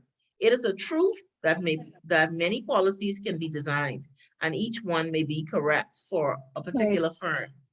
Indeed. Keep going.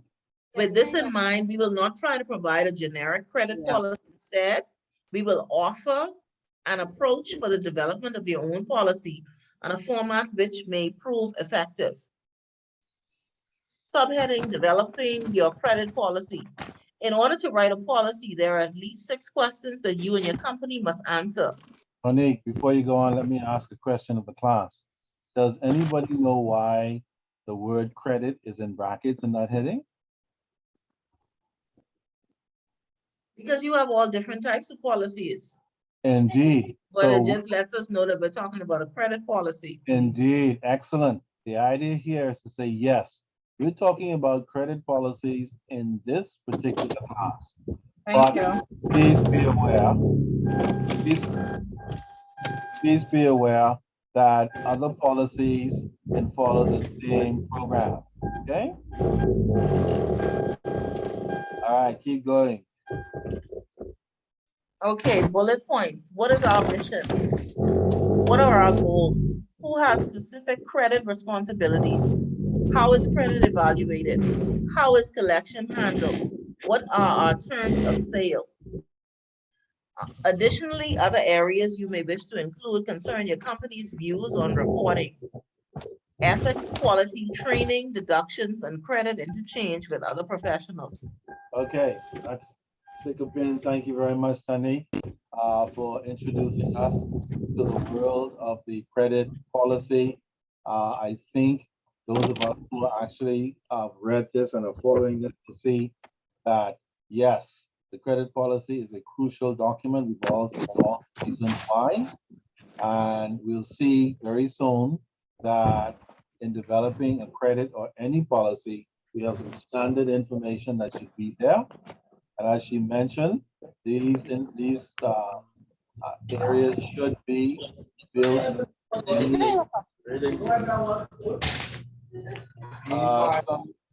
needs to close the mic.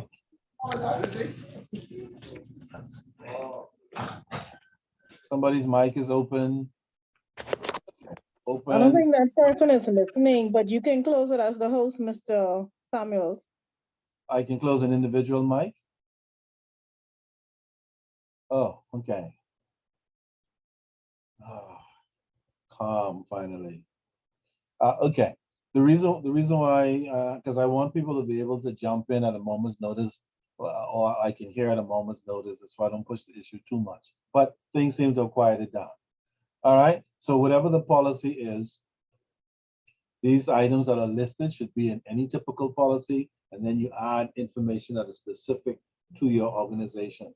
So if you're writing a compliance policy, you're writing a finance policy, you're writing a legal policy, the mission and goals and responsibilities and evaluations, all that kind of stuff should be typical. And then you start putting in information that's specific to the particular policy that you're writing. And that's the beauty about having this kind of generic information. All right. So what are the components of the credit policy? I listed 4 of them for you. Pretty straightforward. Nice exam question. I like to ask that question. Do I ask 100% of the time? No, but I ask it a lot. Okay. The 4 components of a credit policy. And we are told very specifically that I have banks here, but This can easily be substituted for bank/lenders, because banks are not the only lenders. Okay? Bank/lenders can minimize their delinquency. Joy would be happy to hear that. Joy, sorry. By creating very strong payment and credit policies, of course. Okay? And so what are the 4 components that should be in the policy in order to minimize risk and delinquency? Number 1, credit eligibility standards. Check out your new people. Find out what their jobs are, their industry, their background. Find out everything you need to find out. Find out their credit history. We talked about it. Make sure that they are credit worthy. That's what number 1 means. Number 2, establish proper credit terms. The terms that you see here are business terms, but the terms in other lending is like 3 years, 5 years, 10 years, 15 years, 20 years, 30 years. Whatever it is, give your customers the right terms. Don't make it too short, don't make it too long, depending on the customer and the amount of money that they're trying to borrow or the kind of deal they're trying to make. Okay? The term really only has to do with how long is the credit going to be for. Okay. One of the reasons why a person's in delinquency, for example, might be given, say, a category of delinquent accounts that are 0 to 30 days, because those credit terms, by the time it gets to collections, is already a problem. But even in delinquency, when we're working them, those accounts that are 0 to 30 days, we try to make sure we keep them current by keeping in touch with any customers who happen to pay beyond that date, so that they don't eventually get into 60 days and 90 days and become a major problem for the company. But basically, the policy talks about credit terms so that everybody understands for this type of loan or this kind of credit, we give 3 months, 6 months, 1 year, 5 years, 10 years, 30 years, etc. Okay, very important. It should be in the policy, it should be in writing so everybody knows the deal. Number 3, whatever documentation the firm is using, the lender, it should be written down clearly. Credit application should be on file. Sales agreements for other companies should be on file. And whatever kinds of pro formas that are necessary for people to know the documentation that the company will use, the lender will use, should be on record. Should be available for use and should be known by all persons, and they should be trained to use them properly. Okay? And then finally, the collections policy should be clearly outlined in the credit policy. Credit and collections, they have a relationship, they're connected, they're married, one is tied to the other one in one form or another. And so the details of the lender's collections activity should be clearly outlined in the policy. What is the late fee policy? What charges the bank will make for late fee, or the lender? When is an account considered overdue? And when will delinquent accounts be reported to the reporting agencies, turned over to collection agencies, passed on to the lawyers for legal action, etc. Okay? So those are your 4 key components of a good credit policy. The customer must be eligible for the loan. The credit terms must be suitable for the particular customer. Documentation must be clear, complete, and signed. All part of the policy declaration, and details of the company's collections activity should be written down clearly in the policy. Okay. Notice on page 12, I've given you a very basic outline for a credit policy. Remember, you can put credit in brackets. You can use it for other policies, but we're talking about credit. And notice, I tell you right off the top, a credit policy is a document providing, see, clear, written guidelines, see, clear. Not all a whole bunch of legal mumbo jumbo. But sorry, Lisa. Did you hear that, Lisa? Yes, I do. Nothing, no offense. I'm not offended. I call it that too. Okay, excellent, excellent. No bunch of legal mumbo jumbo that most people don't understand, and therefore they wouldn't look at the credit, and you have to tell them everything because they don't understand the language. It should be clear and written so that everybody understands it. And the guidelines and information should have certain things in it written clearly. Terms and conditions for credit. How does a customer qualify? Procedures for collecting the lender's money. And what steps you're going to take in different phases and levels of delinquency. Write them down. So even if the supervisor is not there, the other person can just refer to the manual or the policy and it's there. They don't have to take anybody's word for it. But don't worry about it. Just do what I say. And I said, well, why do we do it that way? Don't worry about it. Just do what I say. Shouldn't be that way. I mean, it's okay at the moment, but generally, persons should be able to verify and get a reason for why things are done a certain way. Otherwise, it'll create confusion, especially with new people coming in and this kind of thing. Okay. So all of these things should be clearly outlined in the credit policy. It should be well written. I gave a whole lot of information about how the policy should be, and it should be comprehensive. It should be consistent with your clientele. Don't have a policy that's not really applicable to the clients you serve. You just have a document there for that sake of having it. If you're a certain type of entity, make sure your policy is consistent with that. You have a certain type of client, make sure your policy is consistent with those clients. It should talk about authorization levels, who can give what loans and under what conditions, what loans have to go to the board, what loans can go to management. All these kinds of things should be clearly written down at some point. Okay. And any organization that doesn't have such a policy is probably going to be brought into question in one form or another.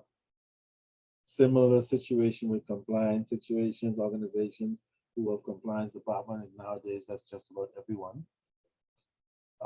Compliance issues, policies and procedures need to be written down. When regulators come in to inspect, from a compliance perspective, if it's not written down, then they then assume you are not doing what you say you're doing. And sometimes many organizations are fined heavily just for not writing down their policies, procedures, and practices for money laundering, terrorist financing, and so on. Okay. That's how, and of course, compliance has always been around, but in the last 10 years or so, it has taken a certain prominence that we didn't see before.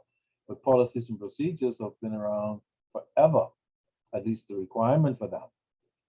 And so we continue to say they should meet these basic fundamental criteria so that everybody's on the same page. And that's really the point. And notice, just for the sake of information, for those of you who may get involved in policy writing, especially credit policy writing, what I've done here is just kind of give you a general outline. If you're thinking about creating a policy for your department, upgrading the department's policy, having a discussion with your supervisor or manager about it, you have a point from which to jump off. For example, when you go to work tomorrow, if you're a lender, and you look at section 1 and say, do we have a credit department mission? So you go to work and say, excuse me, sir, ma'am, do we have a mission? And I said, why do you want to know about a mission? Haven't you been giving mortgage loans forever without knowing that? I said, well, I'm just curious. And they might say, yes, we have a mission. And you say, really, where is it? I said, why do you need to know? It's where it is. And then all of a sudden you find that getting information on the credit department mission is not as easy as you thought. But there should be a credit department mission. What is the mission? Step 2, what are the goals of this department? Step 3, do we have all the roles, responsibilities, and authorization levels clearly written out so that anybody can pick it up and know what they are? Are they that clearly written out in the credit department's policy? Step 4, do we have our procedures written out? How to book a loan, how to follow up on a delinquent account, how to do a verification of income, verification of employment, how to check the credit bureau information. Do we have these things written down? And last but certainly not least, because this list is not exhaustive, what measuring results do we have in place in our policy? Like, how do we measure what we do? Do we know how we measure it? And if we do we have it written down? So this policy thing is a whole different ballgame that many of us may never even hear anything about, be concerned with, or care. As you can see, a well-run credit department should have this kind of thing in place. Period. Okay? Wow. Policy must be what we call a living document. What does that mean? It shouldn't grow dust from 1980. It should be updated on a regular basis. Somebody should be assigned to do the updates on a regular basis so that anybody picking up the report will pick up a current report. Now, having the lenders try to do that doesn't work very well because lenders are busy booking loans. The organization needs to find somebody who can be dedicated to doing that, keeping the policy document as a living document, making the changes as appropriate in the economy, in the market, in the world, in competition, wherever it's appropriate to do that. Check it to see if the policy is so current that it applies to your current customer base and not the ones you started with 30 years ago. Wow.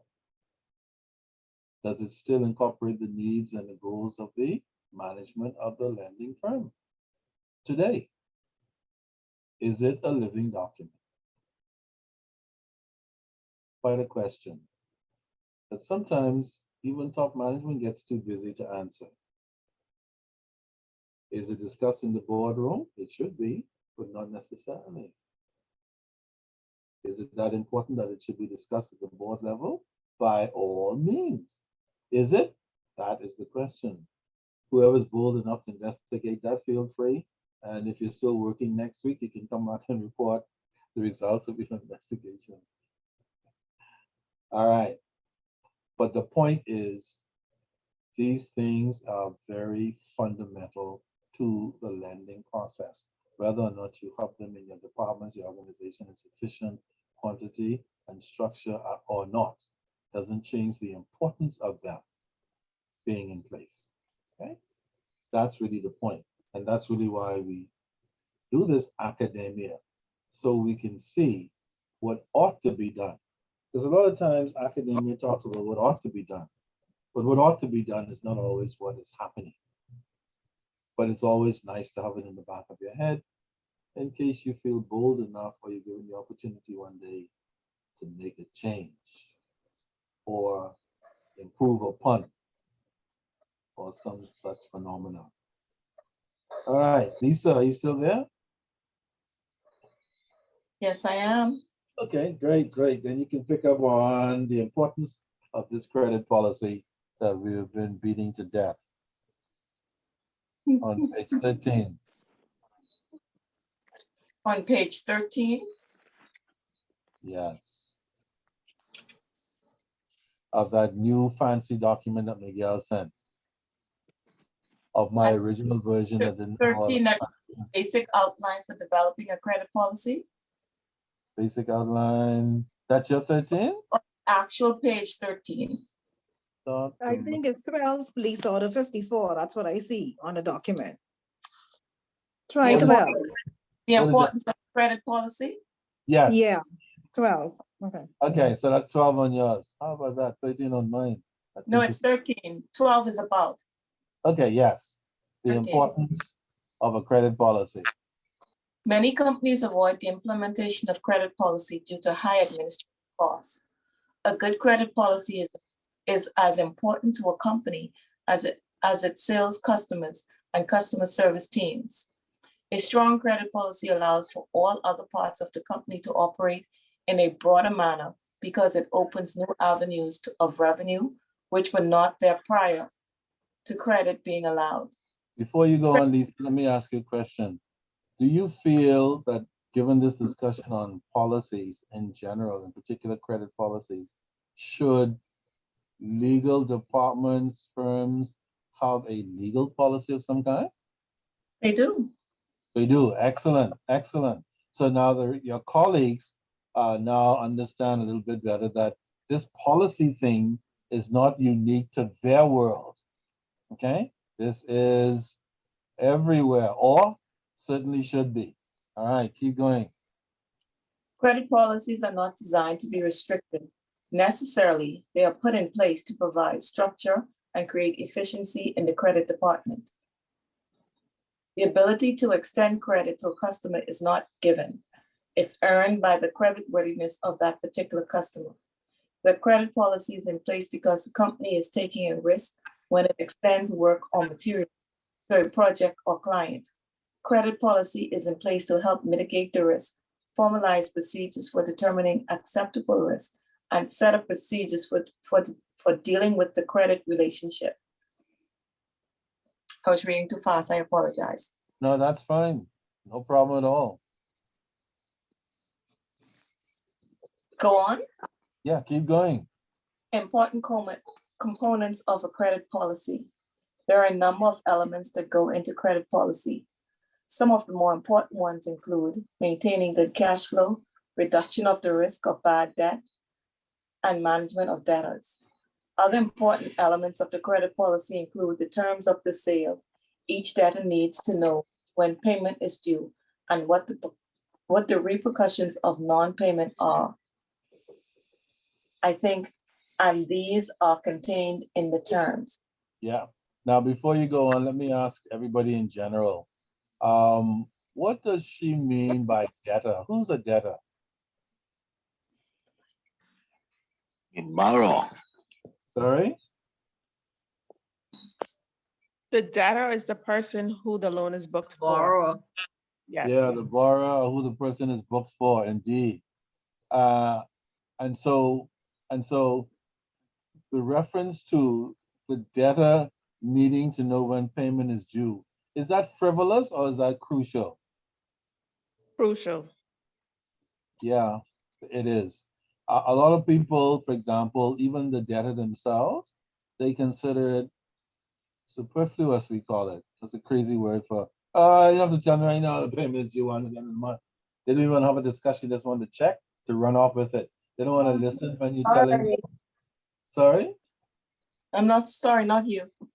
Okay, yeah, so they don't want to hear about, we know, and they stop listening when you're trying to tell them the payment is due on the 27th of the month.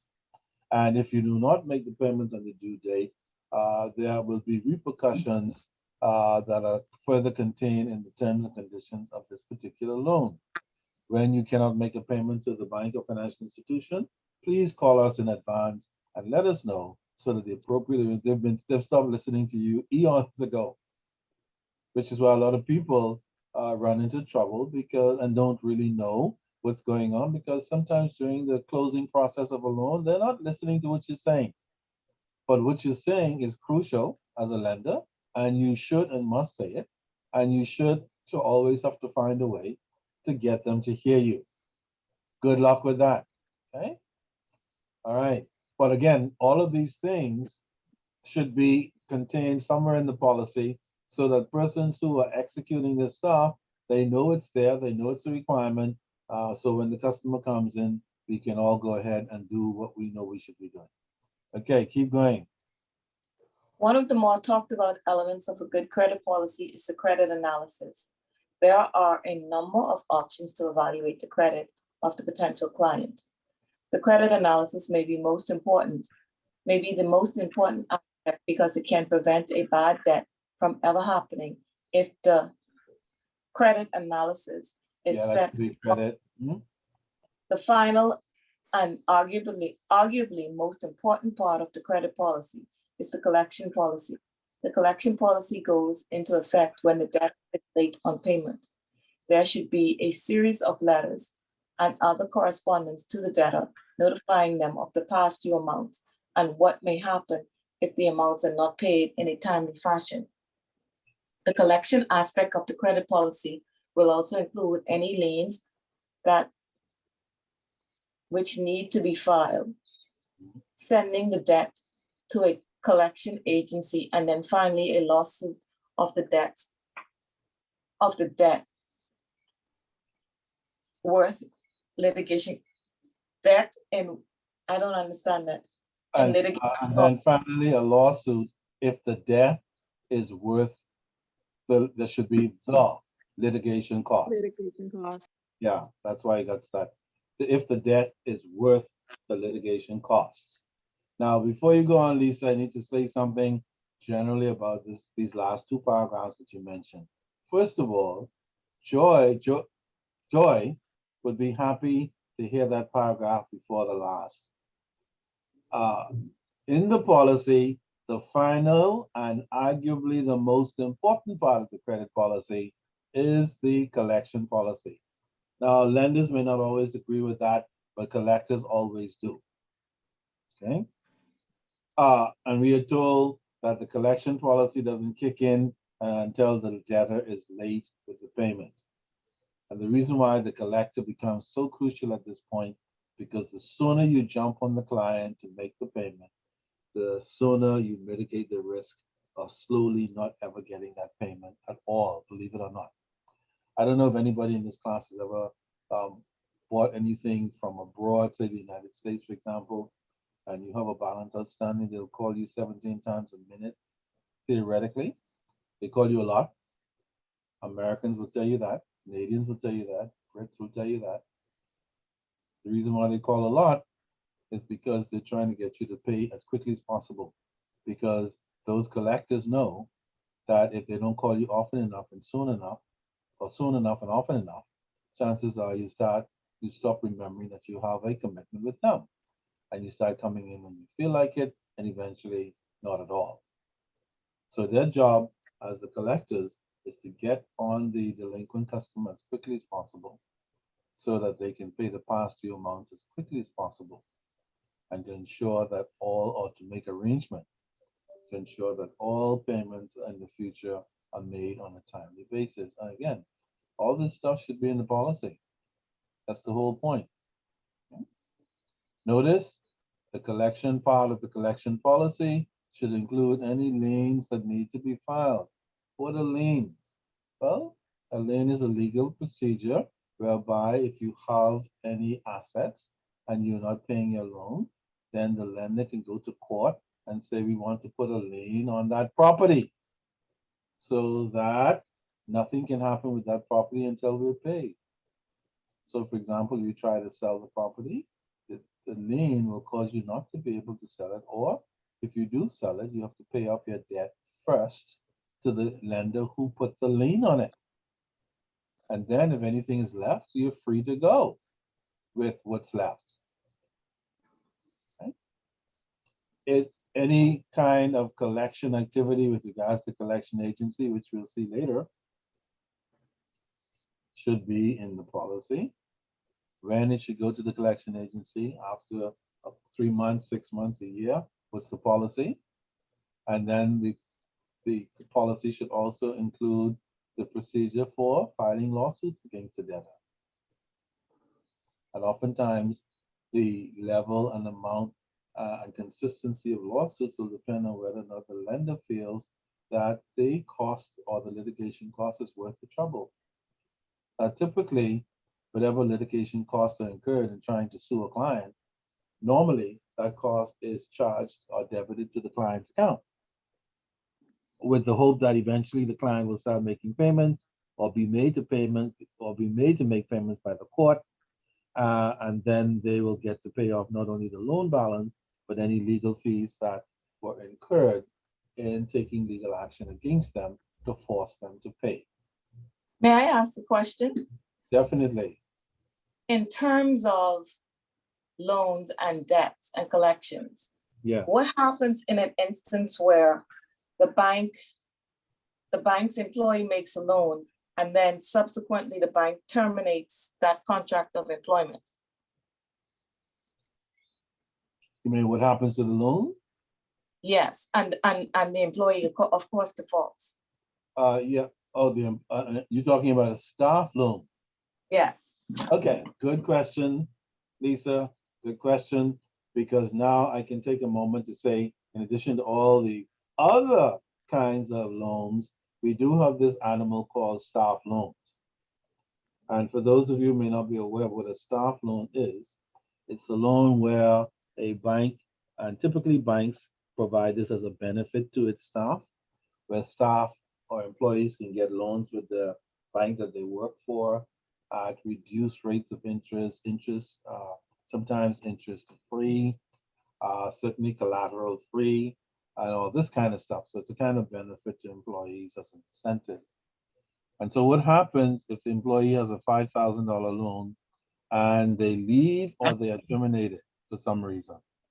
Well, the bank doesn't worry about it initially, because if the client of the staff member has any emoluments, payments coming to them, pension pending, any money that's sitting in the bank that they're due, vacation pay, overtime pay, any of those goodies, the bank will make sure that before you get any final payout from what you're entitled to get when you leave, that the bank loan is paid off first. That's how it works, Lisa. You don't get, but what if you don't make enough money to pay off the bank loan? Depending on the bank you work for, they don't care. Just like they don't care if you don't pay a mortgage, for example, they will still come and put a lien on Granny's house, call the police and tell her, get out. You I are, got you. yeah, you're 90 days in arrears. We don't care if you have 9 grandchildren in there, get out of the bank's property. That kind of carelessness doesn't always exist, but it's not atypical either. It's very common. And so for the staff member, if you work for the bank, they're going to make a presumption that you should have at least be in some way. And even if you're not, they're not going to allow you typically to leave the bank with any money if you owe the bank. Period. Now, Lisa, here's what makes your question interesting. One, you're not going to leave the bank with a balance and you walk away with the check. And then you say, I'll come in monthly and make the payments. That is not going to happen. The bank will net whatever you owe, they will take it out. So if your vacation and everything else adds up to $15,000 and you owe 5, you're going to get a check for $10,000. And then you're free to leave the property. Okay? Now, I always escort you. Sorry? I always wonder why they escort employees out of the bank when they terminate them. That may be one reason. There are other reasons. Now I understand. Yeah, I used to work at the Employment Tribunal for a while and I assisted with research. So that's very interesting. I always wondered why. Indeed. They escort them out of the bank under security. Indeed. And that's definitely one of the reasons. Of course, employees, if you don't do that, they can cause damage, take stuff, and do all kinds of crazy stuff before they leave because they're like, I'm pissed. Okay, I'll break something up. I'll do something, stuff that doesn't work and all this kind of stuff. So yes, the idea is to try to minimize any damage, risk, or other issues by walking them off. Okay, so that's typically what will happen. Now, there is a slight other side to that story, Lisa, and that's this. Every now and then, an employee, if they have a good relationship with the bank, they know somebody, the manager likes them, they're friends, they know each other's family, whatever it is, they might be able to make a deal with the lender that goes like this. Please don't net it out, give me the full amount, and every month I'll come in and continue to make the payment as usual until it's paid off, so I don't have to pay a lump sum. And therefore I'll have more money available while I'm looking for a new job, starting another job, et cetera, and I'll just continue the monthly payments until they're done. Occasionally. I think it's very rare that the employee knows to ask that kind of stuff. That's an education for me. It might be education for a lot of people. A lot of people don't know they have that option. Because a lot of organizations. They do. Yes. That's an education for me. I've never had a loan. There you go. And so that that is certainly an option and certainly something that can be raised by the outgoing employee. If the employer does not have to agree with that, the employee could actually, if they ask for that provision and it doesn't happen, they could even sue their employer and say, I have a right to be able to continue the payments and installments. And then the employer could come back with it and say, yes, but you didn't read the fine print at the bottom of the employee thing somewhere. It says that when you're leaving the bank, we have a right to net it out and give you what's left. And then the employee's lawyer can say, yes, but you created undue hardship for my employer, and they've been a good employer. They didn't steal from you. See, and you know, we know how judges and juries go. Whatever might be written on the contract might be written on the contract, but given the extenuating circumstances and the argument and the situation, an employee could still potentially win such a case if the employer refused to let them continue the monthly payments. So it's not only because of hard-laid things. Sorry? Sadly, you are correct. Yeah, Because indeed. civil matters are done by judges solely. Absolutely. And depending on the evidence that's presented, a judge could easily say, or take the David and Goliath syndrome approach and said, how dare you, Mr. Big Stinky Bank, taking advantage of this employee by not allowing them to make normal installment payments like everybody else. If they're no longer your employee, rewrite the loan. If it's an interest-free loan, charge them interest, but at the market rate that you charge everyone, and allow them to continue making installment payments. I rule that you give them the bloody money back, rewrite the loan, current interest rates, and let them make the monthly payment. They could do that. But a lot of people don't realize they have that option. A lot of people don't want to be bothered with the work of following that option, but that can be very beneficial depending on your cash position and your circumstances. Might be worth it given the situation, especially if you have $20,000 or $30,000 that is being taken out of whatever you have. See my point? Okay, keep going, Lisa. Good question. Good question. Okay. The importance of having a smoothly functioning credit policy. There are a number of reasons why a credit policy is beneficial to any company willing to implement one. The policy enables positive cash flow and keeps the receivables coming in. It also greatly reduces the number of bad debts that a company will have to write off each year. Lastly, it keeps the client relationship working more smoothly. When clients owe money, if they are contacted in a non-intrusive manner, they will be more likely to pay than in some disorganized manner. What do you think disorganized manner mean, anyone? Non-intrusive, disorganized. What do we mean? I think that depends on culture. Yeah. It depends on perception. Yes. I'll say why. I had a call from somebody from Commonwealth Bank saying that I hadn't made a payment on my credit card. Yeah, Marissa's doggone bank. Okay. And I was, oh no, yes, I did. I made the payment this morning. Yes.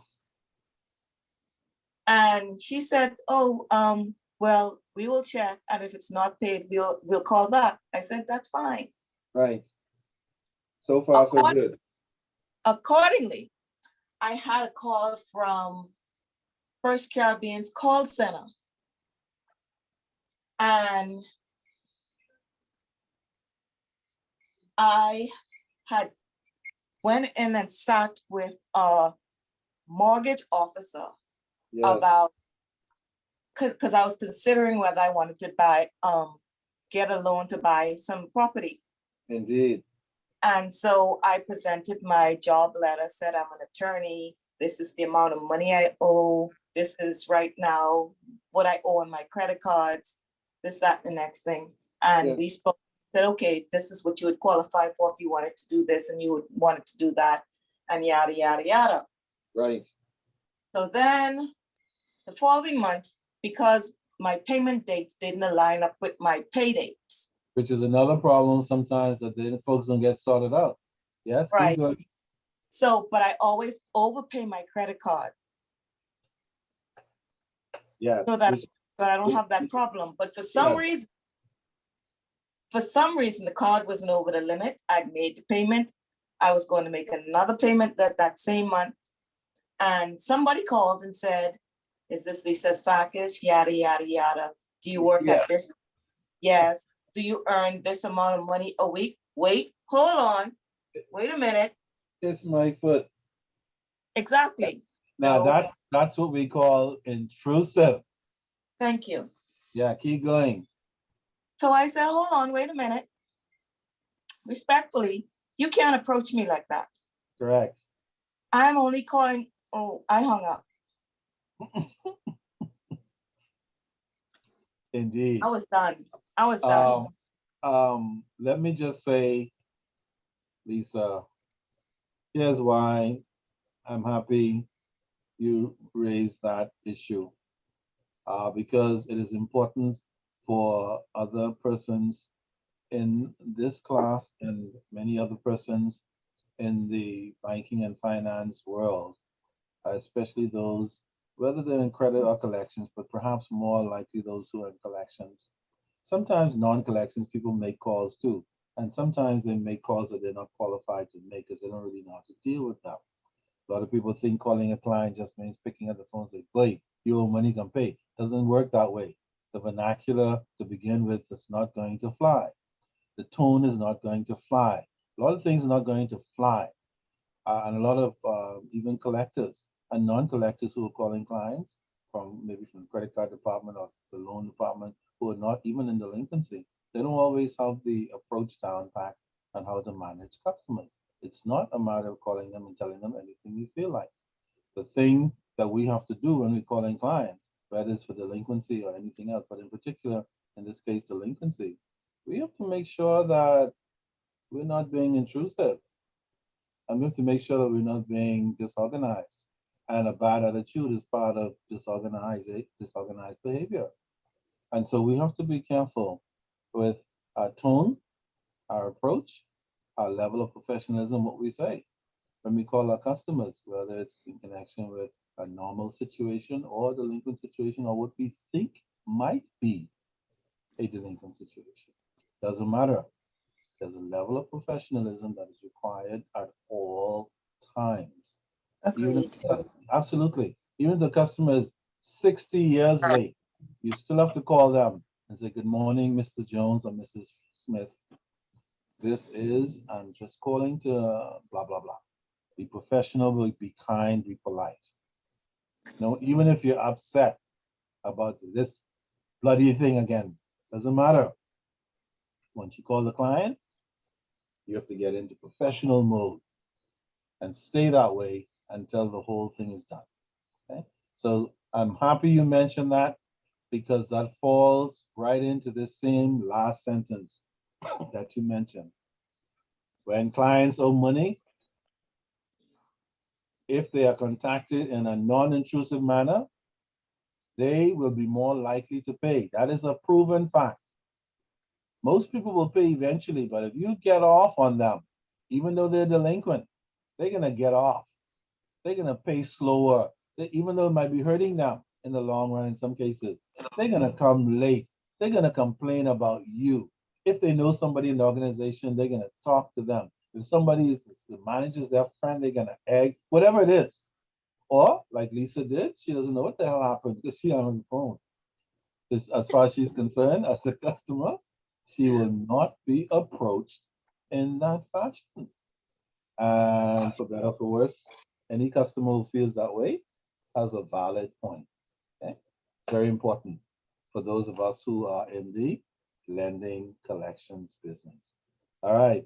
Thank you for that, Lisa. Very important point to kind of cover that last sentence. Keep going. Types of loans. Types of loans, debt consolidation loans. A consolidation loan that is meant to simplify your finances. Student loans. Student loans are offered to college students and their families to help cover the cost of higher education.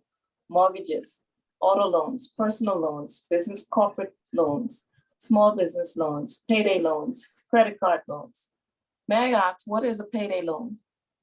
A payday loan is when you run out of money before the month is over, and then the car stops working and you don't have any money, and nobody wants to lend you any money, including family members or whatever the case, or you don't want to go to them anyway. So what you do is you go to certain organizations that will give you a short-term loan and say, okay, you need $500, fine. We'll give it to you at this rate or for this cost above the $500. And then at the end of the month, you come in and pay it off. So it's a very short-term loan. Do they give payday loans in the Bahamas? I thought that was an American thing. I believe there are 1 or 2 institutions these days who give payday loans, but they don't advertise it. You have to know where they are. Pay by phone is one of them. Pay by, Pay by phone there you go. or Greenleaf. Yeah, Greenleaf. I'm yeah, one- going to delete that from my mind. Because Which one? I may repeat that to somebody and that's problems. Why would that be a problem? Whew. Why would I it be a think- problem? Because these specific people who I may by accident repeat it to need to be more disciplined. So no, let's move on. Well, yeah, that's another problem. Payday loans are only ideal for persons who are disciplined, just like credit cards. Not everybody in the world should have a credit card because they are not disciplined enough. They just keep maxing cards out. Sometimes just for the hell of it, not for critical issues. And so some people, if they know they have access to a payday loan, they do kind of crazy, just get a payday loan and go to Fort Lauderdale for a weekend or some nonsense like that. But a payday loan for a single parent, mother or father, whose engine goes down and it's only 2.5 weeks into the month and they have children to take to school and all this crazy stuff, a payday loan is appropriate for that person. But that doesn't mean the abusers are not going to be out there if they know that the facility is available. So you're quite right about that. Okay, use your discretion in disclosing that information. I All right. will Yeah, delete. keep going. Understanding different loan types. Borrowed money can be used for many purposes, from funding a new business to buying your fiance an engagement ring. But with all the different types of loans out there, which is best and for which purpose? Below are the most common types of loans and how they work. Personal loans. Most banks, online and on Main Street, offer personal loans, and the proceeds may be used for virtually anything from buying a new 4K 3D smart TV to paying bills. This is an expensive way to get money because the loan is unsecured, which means that the borrower doesn't put up collateral that can be seized in case of default, as with a car loan or home mortgage. Typically, a personal loan can be obtained for a few hundred to a few $1,000s with repayment periods of 2 to 5 years. Mhm. Borrowers need some form of income verification and proof of assets worth at least as much as the amount being borrowed. The application is typically only a page or 2 in length, and the approval or denial is generally issued within a few days. Indeed. So welcome to your personal loan. Typical, most of us might be familiar with that. If you've never had a personal loan yet, you'll probably get one before you die. So don't worry about it. Your time will come. But now you have a better idea. Question? No, I'm saying no. Okay. Okay, keep going. Worst and best rates. Best and worst rates. The average interest rate for a 24-month commercial bank loan is 10.21% in the fourth quarter of 2019, according to the Federal Reserve. But interest rates can be more than 3 times that amount. Advanced APRs range from 9.9% to 35.99%. Ouch. The best rate can only be obtained by people with exceptional credit ratings and substantial. Yep. The worst must be endured by people who have no other choice. A personal loan is probably the best way to go for those who need to borrow a relatively small amount of money and are certain they can repay it within a couple of years. Thank you very much, Lisa, for all of that and creating all of that insight. Welcome to the real world of credit. And believe it or not, we're only touching the surface, even though we've talked and discussed and seen a whole lot of interesting things already. There's no such thing. Persons who are not involved in the world of credit have no idea of all of the intricacies and details that are involved and the experience and skill that you need to do this. There's some people who are doing loans in a very specific area. They only are familiar with that area that they work in. They don't have any idea either about all the other crazy types of loans that exist in the world, and that's okay. That's why we have different people doing different things, because we all can't do everything. But the point is made that this business of credit is no child's play, for sure. Okay. Notice certain types of loans can have interest rates up to 35%. I mean, that is absurd, and certainly not even legal in the Bahamas.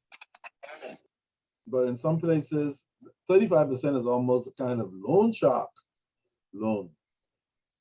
Getting close to where those guys, 50%, 100%, 200%. All right, you want $50,000 and the interest is 200%, and then they do all kinds of crazy and break your legs if you don't pay. But the point is, 35% is absurd. Okay, I think in the Bahamas the maximum you can go in a typical loan is about 20%. Okay, Yeah. by law. Yes. Okay, and so, but other countries, they don't have such a law. Or even if there's a law, a lot of these loans are done what? Informally, in the black market. And so people who, like we say in the Bahamas, people who need money dead bad get stuck with this stuff. And sometimes run into big trouble as a result. Okay? Wow. All right. Now let me just say, on the very next page, we see bank loan versus bank guarantee. Some people actually think that they're the same. They're not. A bank loan is not the same as a bank guarantee. Does anybody think they know the difference?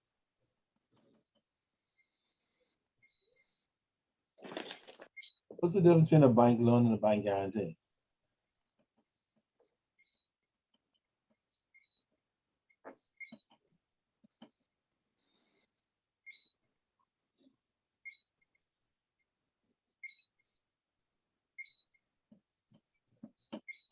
Isn't it sort of, I'm reading, but isn't it sort of like, I have some money coming in, but I need money right now.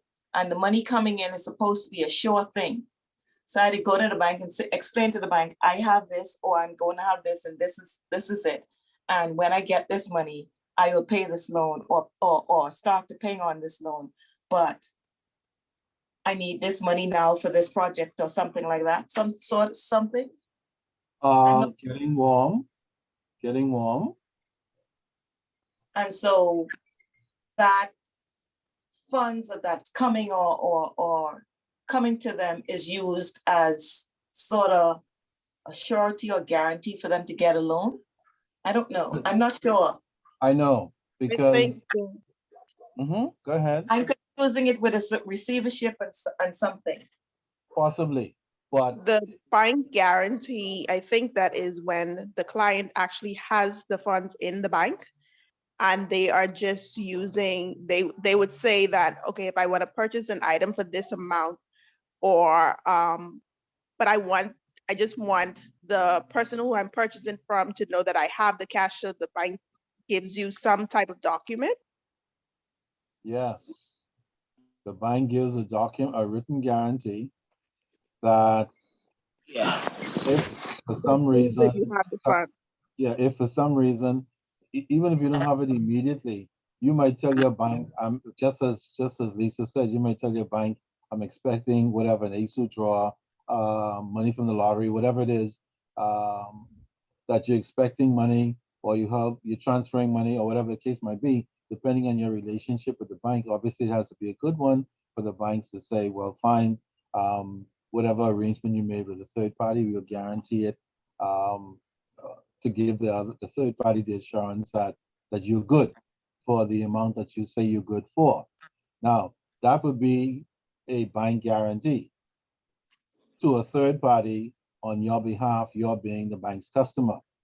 Now, the bank will do that typically with the expectation that you will have the money available or that you will fund the account as you promised. Okay? But if for some reason you don't come up with the money, whatever the reason is, then your bank will be liable to the third party and their bank will have to make the payment to the third party and then run you down, throw a noose around your neck, sue you if necessary to get the money back. But typically, a bank is not going to guarantee a third party unless they feel pretty comfortable with you as a client. Do you follow, folks? They're not just going to guarantee any old Joe Blow. They're going to guarantee a transaction for a client who they know, whose history they know, who they're comfortable with, etc. Okay? And so the guarantee is really just so that the third party doesn't have to take an individual's word. They have the backing of the bank. And therefore, the third party will do the deal. And the bank will do the guarantee because they are comfortable with you as their client.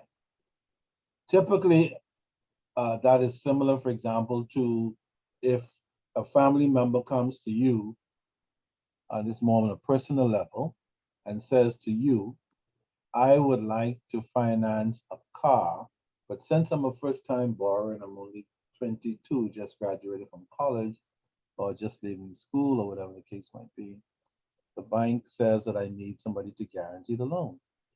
My question is, should you guarantee the loan for your family member? Nope. Anyone? No? Somebody said no. Any yeses?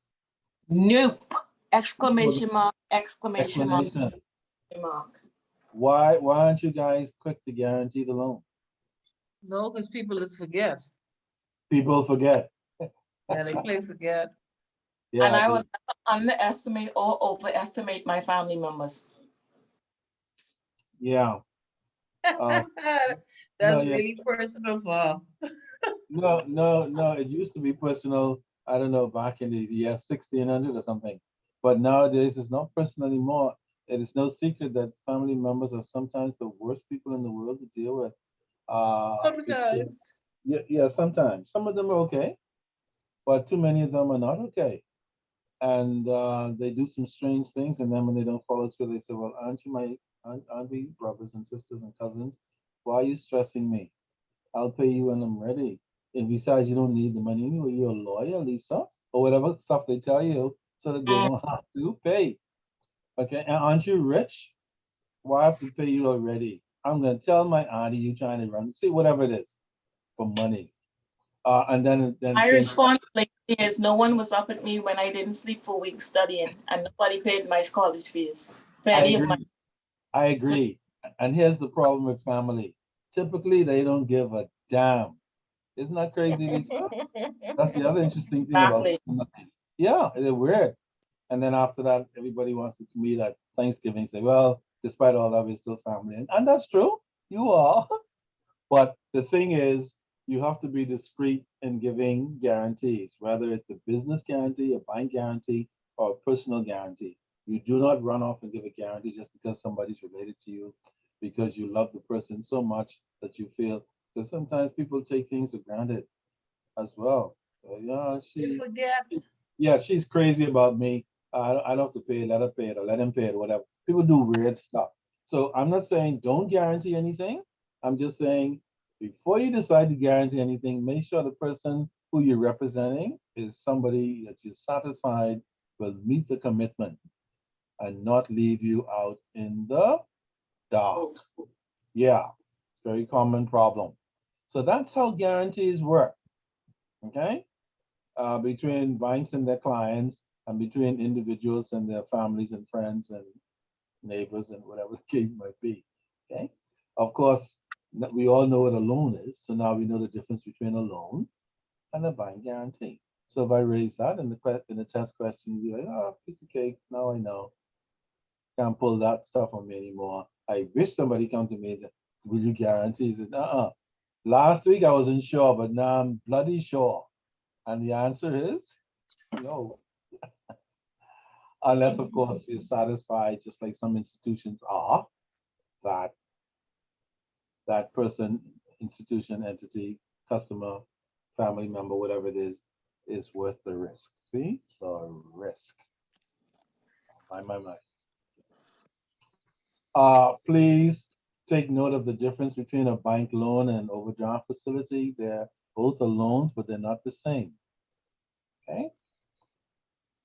An overdraft puts a limit on your borrowing. That's why we say your overdraft limit is 1,000, 5,000, 50,000, 1 million, whatever it is. It puts a limit on how much you can get. So if you have an To overdraft, take note of what? The I didn't hear comparison you. versus overdraft. the difference between a bank loan and an overdraft. They're Okay. both loans, but they're not the same. Okay. An overdraft has a limit. When you reach that limit, you cannot write any more checks or get money beyond that limit until you start making deposits to bring it down again. Then you can go back to that limit and then deposits to bring it down again. That's how overdrafts work. Okay? And so the balances vary on a day-to-day basis, depending on your deposits and withdrawals. A bank loan, on the other hand, is very different. It is not varying by day. It is a fixed amount. You're borrowing $10,000.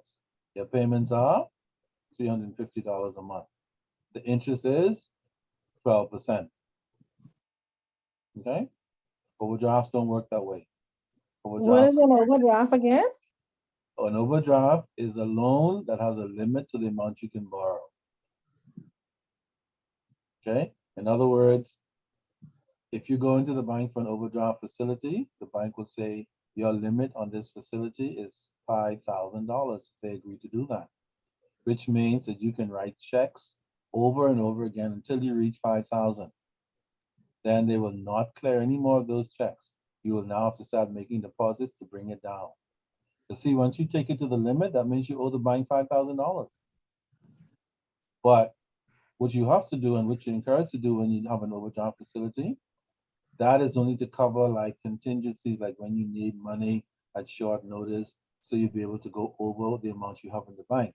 But as soon as you get money to deposit, you go to the bank where your overdraft is and deposit it so you can bring it down again. Okay? Some people get an overdraft limit and they treat it like the limit on the credit card. They max it out and then they disappear, change the card, throw it away, pretend they don't have that credit card balance anymore. Some people do that with overdrafts. They get an overdraft, they get a limit, they write money, they write checks up to the limit for whatever reason, and then they start ducking the bank when the bank says, you reach your overdraft limit, you owe the bank $3,000. And so finally, then you stop answering the phone calls, etc. Okay. A loan, on the other hand, does not go up and down. It doesn't require deposits every day and withdrawals every day as the client sees fit, but rather the term is fixed, the amount is fixed, and the interest rate is fixed. Everything is fixed. There's no variation. Once it's put in place, it stays that way until the loan is paid in full. Okay. Does everybody get the difference? Because some people sometimes are not clear on overdrafts. For some people, an overdraft is still a foreign language. Okay. It's still a little foreign to me. Yeah. Okay, why? That's fine. I was hoping you would say that. Why? What makes it foreign still? The reason why I asked is because I had a customer that called. They have a debit card, and Right. they was trying to make a payment somewhere. And when we went and checked, the account was overdrawn. And when my supervisor was explaining it to me, because I asked her to break it down for me, because if I had another customer that came in, instead of me coming to her to break it down, I wanted to be able to address it myself.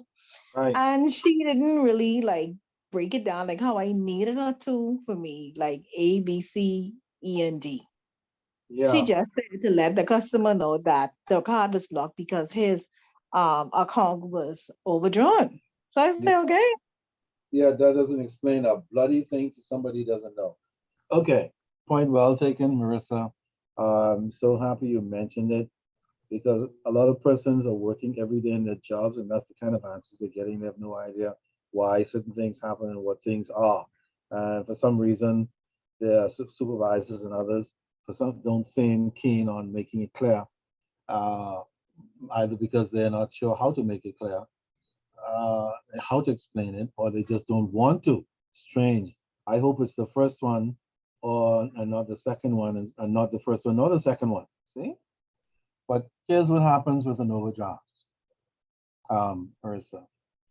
Let's say you have $30 on your account, right? So far, so good? Yes, sir. Okay. And then you're driving home tomorrow. You have $30 on your account tonight. Tomorrow, when you get up and start the car, it doesn't start. You call the mechanic and he says you need a new radiator, and that will be $573 plus VAT. And then you're like, oh my God. Because as far as you are concerned, how much do you have in your account? $30. Which means that how much you can get from the bank if you go to the bank? $30. You Yeah, might get all even, you might not even could get 30, you might could get 20 because some don't give $10 to get the 30, and then Yeah. you need the dollar, you need the dollar. So if you ain't get a 31, the $30, the dollar, so There you you still go. can't get a There you- 30. There you go. Like we say in Bahamianese, now you have a netta problem. So the point is, they typically won't let you take the 30 because you'll have a zero balance. That's not going to work. But just say for argument, after you take the 30, you have $5 left on the account to keep it open. Okay. So this $573 plus VAT is a nightmare, but you need the car because your kids are saying like, when are we going to go to school? We have examination, whatever. And you're like, oh my God. Then you remember you have a friend who works at a bank who you did a favor for, and you call them and said, Suzanne, I only have $30 in my account. I haven't been paid. I won't be paid until next week. But I need a radiator for $570 plus VAT. And here's what Suzanne says, Marissa.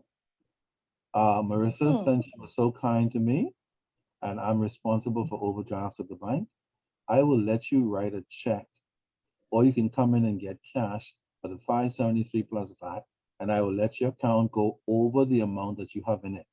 So now you owe us $570 plus VAT minus the $30 in your account. See my point? Right. So an overdraft allows you to go over the balance you have in the bank temporarily. See my point?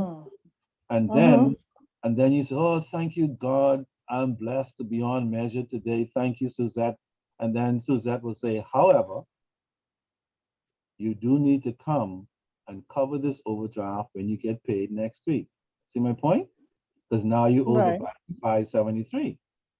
So when you get paid next week, because you're the person of your word, you will come into the bank with $600, right, Marissa? And deposit it to the account, and that will cover your overdraft of $573 plus VAT. How's that? Okay, it's clear. Does that help? Absolutely.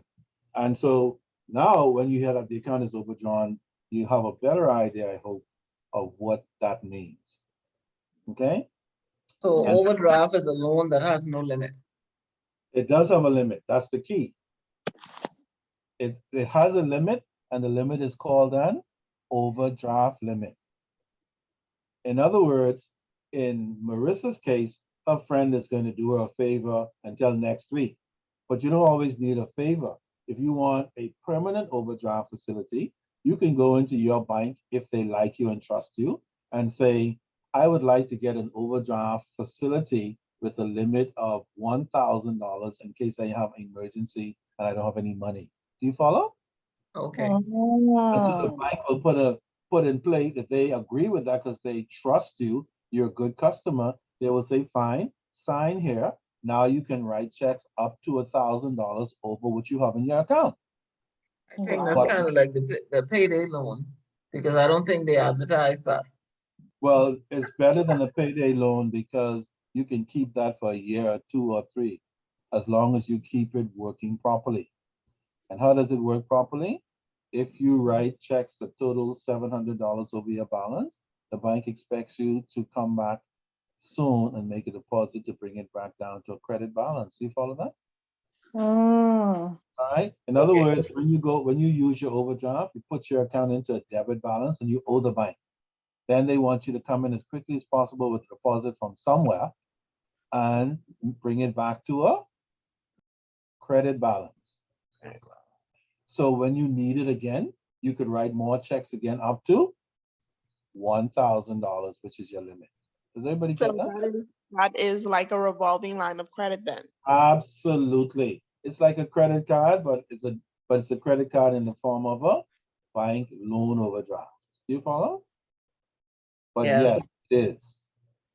And for Yeah. some people, it's a good thing for them to have for emergencies. Like you don't use it just to travel to Florida and go something like take it to the limit or go to the mall one week and say, I'm stressed, and then take it to the limit. See my point? That's absolute madness. The overdraft facility is to be there in case you have an emergency and you don't have any money in the bank, or your balance is small and you have like $300 or $400 to pay, or $500 or $600 for an emergency. That's what you should use an overdraft for, not for your luxury, other crazy stuff that people do. Does everybody get that? Yeah, so, Indeed. I mean, I get it. Yeah. Absolutely. So just like a credit card, when some people get a bank overdraft, they take it to the max and then don't make any deposits. The bank will run them down. Like, where are the deposits? Just like a credit card, people max it out and start ducking the credit card company. Same principle, different environments. Okay. All right. So now you know that there's a distinct difference between the bank overdraft and the bank loan and the bank guarantee.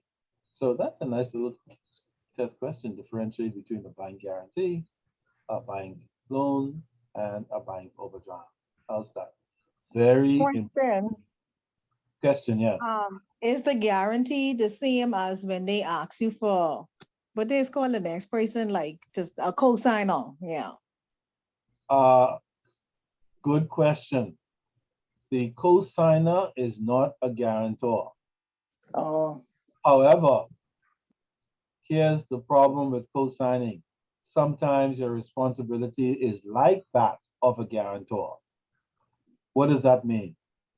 If you get a loan for a car or property or whatever, and somebody co-signs with you, they sign the loan documents with you, they are informally acting as a guarantor.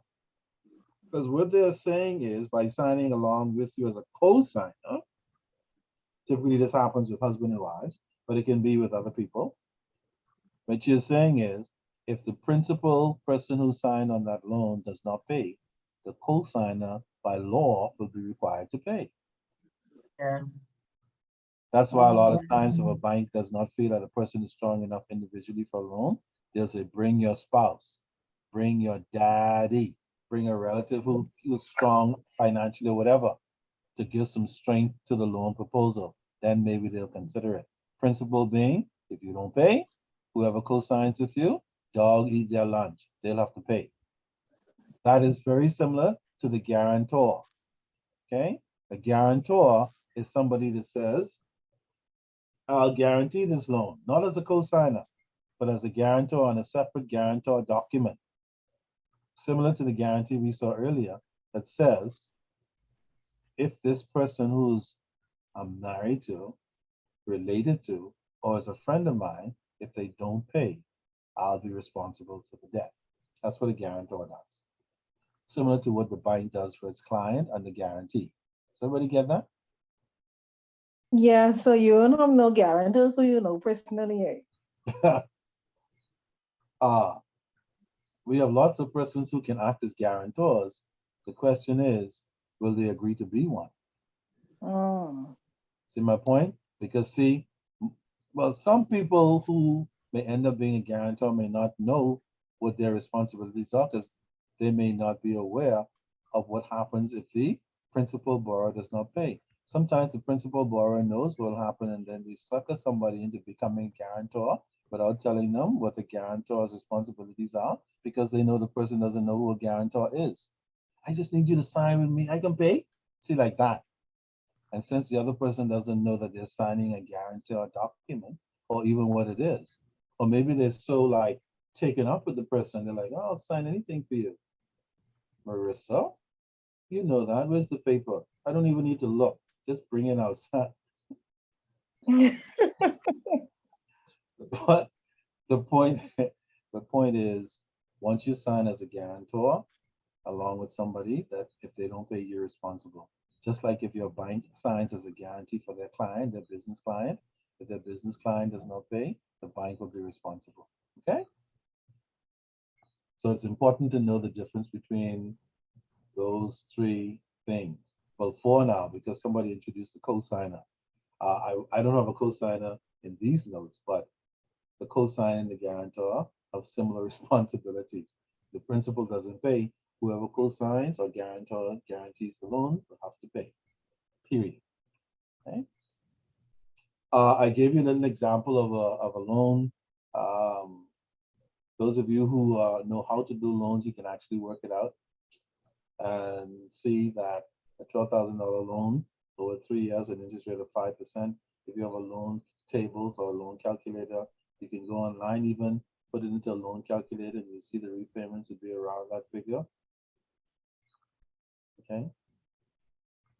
And to give you an idea of what it looks like, for those of you who already borrowed money, then this should look very familiar to you. The amount borrowed, the term of 3 years or 36 months, interest rate, and the monthly payment. They should look familiar to you if you borrowed before. Okay, for sure. Now, the final thing I'll say for tonight, you guys have been great as usual, is that based on what we've said so far, please take a look at the advantages and disadvantages of overdrafts and loans. For example, the advantage of an overdraft is that it's flexible, meaning that you can change your limits based on your deposits, and you only get charged interest when you actually use the overdraft. If you get a $1,000 limit, you don't use it, typically you won't be charged interest. But if you write a check for 500 and take it over the account balance, your account balance into overdraft for $500, then interest will be charged on the $500 until you make a deposit to bring it back into a credit balance. So it's flexible. Okay, it'll go up and down according to how you use it and how you make deposits to bring it back down to credit. Okay, that's the advantage of the overdraft facility. The loan, on the other hand, has an advantage in that, unlike an overdraft facility, you can borrow a large amount of money. Overdrafts will only give you certain limits like 1,000, 2,000, 5,000. But of course, if you're a big time business, you can get up to $1 million, maybe even more. But the point is, when it comes to a loan, whatever you can get as an overdraft limit, you can get 10 times more than that typically, or substantially more than that as a loan.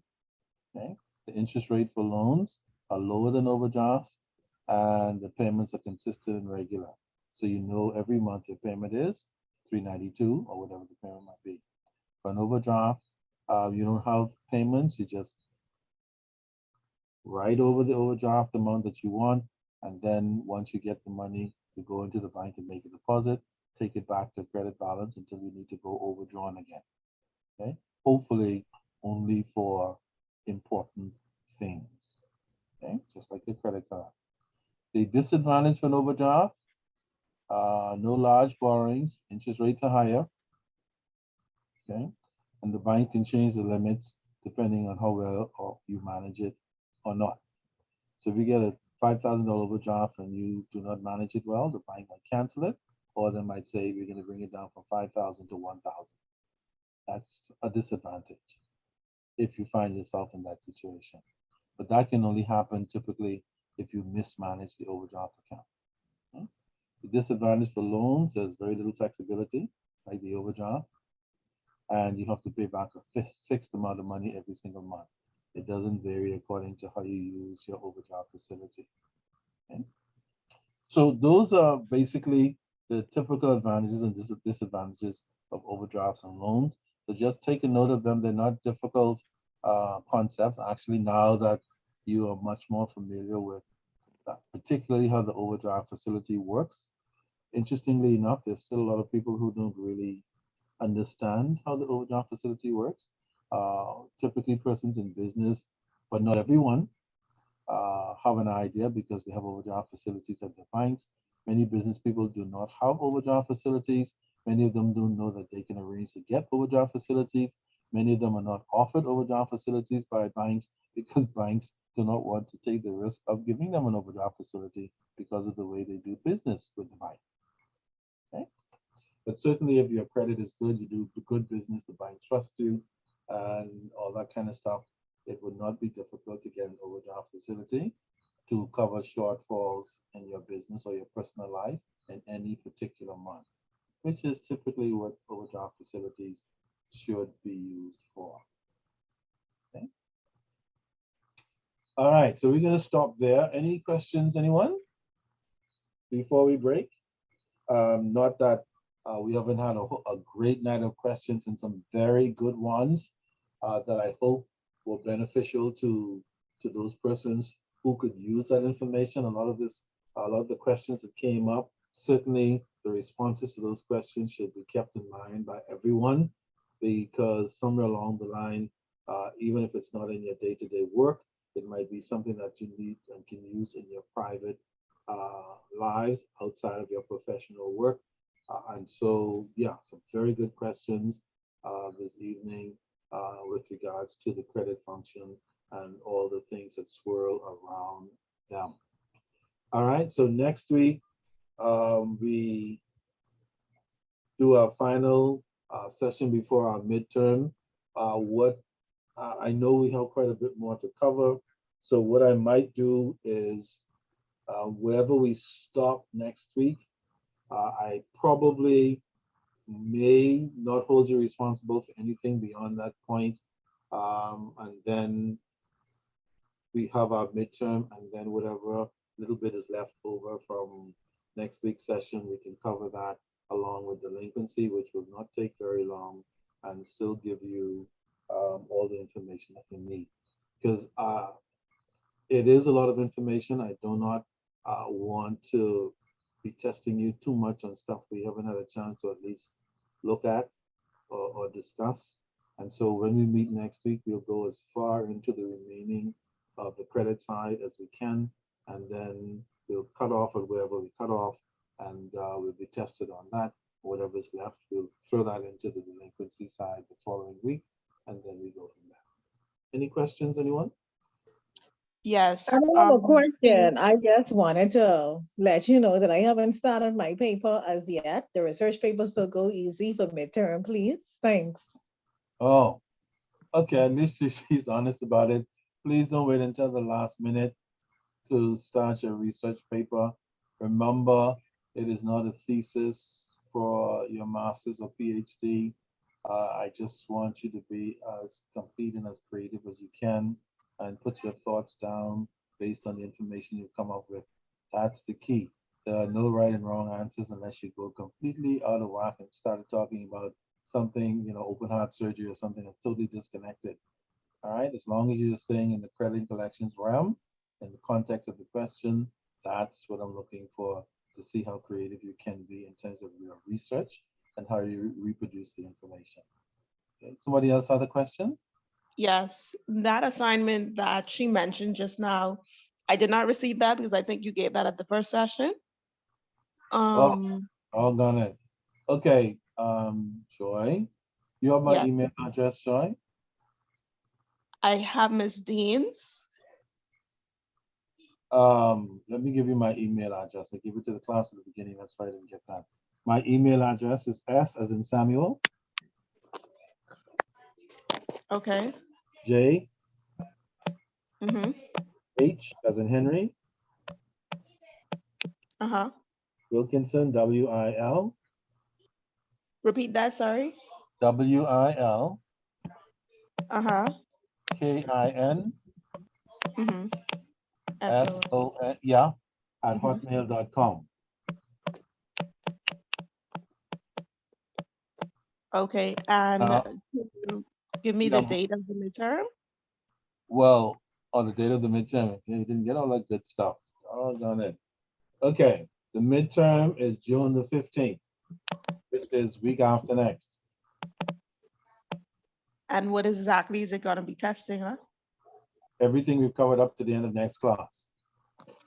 Okay. Yeah. Is there anything else you would have mentioned in the first session? Yes, the final exam is on June the 29th. Okay, And the final week of class is June the 22nd.